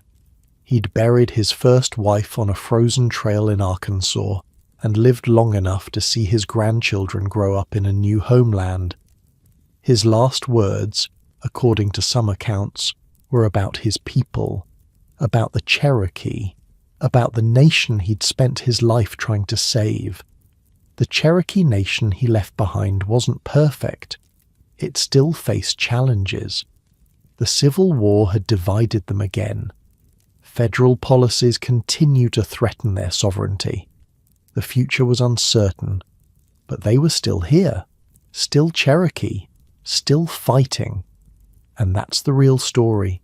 Not just the tragedy, not just the suffering, the survival, the resilience, the absolute refusal to disappear. From the misty mountains of their ancestors to the flat plains of Oklahoma, through disease and war and removal and civil conflict, the Cherokee endured. They're still here today, still a nation, still speaking their language, still telling their stories, including this one. The trail where they cried became the trail where they survived. And surviving, they proved something that no amount of treaties or soldiers or broken promises could ever take away. They are the Anivuya, the principal people, and they will not vanish. The Cherokee had barely finished burying their dead when the next war found them. In 1861, the United States tore itself apart. North against South, Union against Confederacy, brother against brother, and once again, the Cherokee found themselves caught in the middle, forced to choose sides in a conflict that wasn't theirs. The old divisions resurfaced immediately. The wounds from the Treaty Party assassinations had never fully healed. 20 years of simmering resentment was about to boil over. Stand Watie, the man who had escaped assassination in 1839, had never forgotten, never forgiven. He'd spent 2 decades building his power base, nursing his grudge against John Ross and the National Party, waiting for his moment.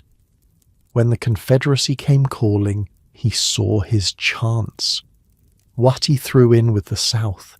He raised a regiment of Cherokee cavalry and became a Confederate officer. His men were fierce fighters, hardened by years of frontier conflict.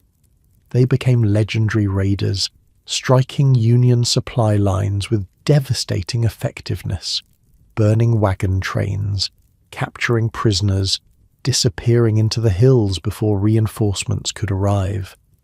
Eventually, Watie would rise to brigadier general, the only Native American to achieve that rank in the Confederate Army. He was 60 years old and still fighting, still proving something to the men who had killed his brother and his uncle and his cousin. John Ross tried to stay neutral.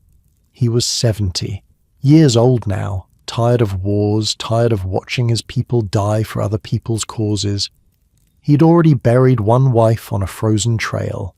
He'd already lost one homeland. The Cherokee had already lost everything once. He didn't want to lose it again. But neutrality wasn't an option. The geography made that clear. The Confederacy controlled the territory surrounding the Cherokee Nation. Union forces were hundreds of miles away, across hostile territory. Confederate agents made it very clear: sign a treaty with us, or face invasion. Ross signed. He had no real choice, but his heart was never in it, and everyone knew it. The Cherokee split down familiar lines. Watie's Treaty Party supporters went Confederate. Ross's National Party supporters were divided. Many, especially the full-blooded traditionalists known as the Pin Indians, secretly remained loyal to the Union. They wore crossed pins on their shirts as a sign to each other. What followed was another civil war within a civil war. Cherokee fighting Cherokee. Again. Families torn apart. Again. Towns burned. Again. By 1862, Ross had fled to Union territory, effectively abandoning the Confederacy. His house, Rose Cottage, was looted and burned. Everything he'd rebuilt after the Trail of Tears, gone. Stand Watie fought on until June of 1865, more than 2 months after Lee surrendered at Appomattox. He was the last Confederate general to lay down his arms, stubborn to the end. When the war ended, the Cherokee Nation was devastated. A third of the population was dead or displaced. The infrastructure was destroyed. The farms were abandoned. The schools were closed. It looked like the Trail of Tears all over again, and the federal government made them pay for it. The Treaty of 1866 was punishment disguised as reconciliation. The Cherokee were forced to give up more land, including the Cherokee Outlet, a vast strip in present-day Kansas and Oklahoma. They were required to grant citizenship and land rights to their former slaves, the Cherokee freedmen. They had to allow railroads to cross their territory. The Cherokee accepted the terms. What else could they do? And once again, they rebuilt. The schools reopened. The Cherokee Advocate resumed publication. The farms came back to life. By the 1880s, the Cherokee Nation in Oklahoma was thriving again. They had their own government, their own courts, their own police force. They collected taxes and built roads. They were, by any measure, a functioning nation. It couldn't last. It was never going to be allowed to last. The federal government had a new idea. They called it allotment. The theory, dressed up in the language of progress and civilization, was that Native Americans would be better off as individual landowners rather than members of communal tribal nations. Break up the reservations, divide the land into individual plots, give each native person their own farm. Then they could become proper American citizens, assimilated into the mainstream, their tribal identities dissolved like sugar in water. That was the theory. The reality was land theft on a massive scale. The Dawes Act of 1887 set the process in motion. Reformers called it a humanitarian measure. They said it would help Native Americans. Some of them probably even believed it. The Cherokee resisted as long as they could. They sent delegations to Washington. They argued that their government worked fine, thank you. They pointed out that they already had farms and businesses and schools. They didn't need saving. But by 1902 they were forced to accept allotment. Their communal lands were divided up. Each Cherokee citizen received an individual plot of about 160 acres. The surplus land, everything left over after allotments were distributed, was open to white settlement. Speculators and swindlers descended like vultures on a carcass. They used every trick they could think of. They got Cherokee landowners drunk and had them sign papers they didn't understand. They tricked illiterate Cherokee into making marks on documents that signed away their land. They used legal technicalities, corrupt judges, forged documents. They married Cherokee women specifically to get access to their allotments, then abandoned them once the land was secured. They convinced elderly Cherokee to name white friends as heirs. They declared Cherokee landowners mentally incompetent and had themselves appointed guardians. Within a generation, the Cherokee had lost most of the land they'd been given. Millions of acres passed from Cherokee hands to white ownership. The allotment system didn't help Native Americans. It stripped them of their remaining wealth and left them with almost nothing. In 1907, Oklahoma became a state. The Cherokee Nation's government was effectively dissolved. The principal chief became a ceremonial position, appointed by the President of the United States rather than elected by the Cherokee people. The courts were closed. The police force was disbanded. The nation that had survived so much was told it no longer existed. For the next 70 years, the Cherokee existed in a kind of political limbo. Historians call this period the Dark Ages of Cherokee history. Their government was gone, their land was fragmented and largely stolen, their sovereignty was suppressed by federal policy. On paper, the Cherokee Nation had essentially ceased to exist. But paper doesn't capture everything. Paper doesn't capture the grandmother teaching her grandchildren Cherokee words in the kitchen. Paper doesn't capture the families who kept gathering for ceremonies, even when the government said those ceremonies weren't supposed to happen anymore. Paper doesn't capture the stubborn refusal to forget. The Cherokee didn't disappear. They never disappeared. Not when disease killed 90% of them. Not when they were marched 1,000 miles at gunpoint. Not when their government was erased by bureaucratic fiat. They kept meeting, kept organizing, kept teaching their children the language and the stories, kept the ceremonies alive, even when they had to do it quietly, kept waiting for the world to change. In 1970, it did. Congress passed the Principal Chiefs Act, which allowed the 5 civilized tribes to elect their own leaders again for the first time in over 60 years. The Cherokee held an election. A new chief was chosen by the people, not appointed by Washington. 6 years later, in 1976, the Cherokee Nation adopted a new constitution. They established a modern government with executive, legislative, and judicial branches. They began rebuilding their institutions, reclaiming their sovereignty, becoming a nation again. In 2003, they ratified an updated constitution that remains in effect today. A government of the Cherokee, by the Cherokee, for the Cherokee, just like John Ross had envisioned nearly 2 centuries earlier.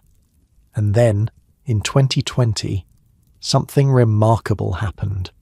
The Supreme Court took up a case called McGirt versus Oklahoma. The question was simple.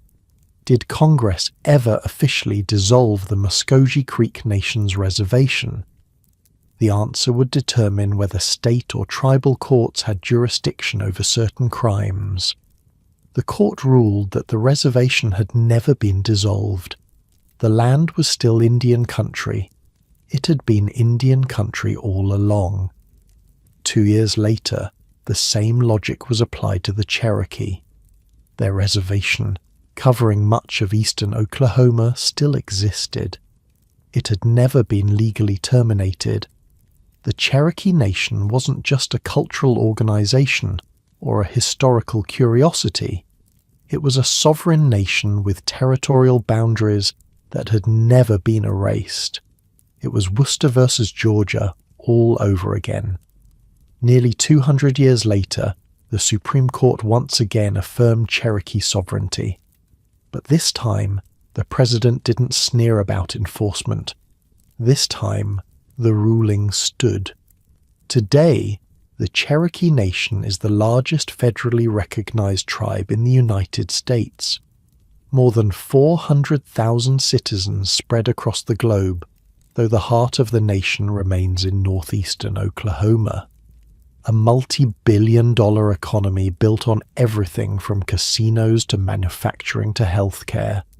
Hospitals and clinics providing free medical care to Cherokee citizens. Schools teaching Cherokee language and culture to new generations. The syllabary that Sequoia created is still taught.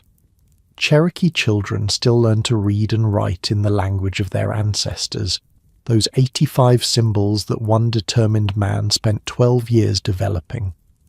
There are immersion schools where kids grow up speaking Cherokee as their first language, learning to think in the tongue of their great-great-grandparents.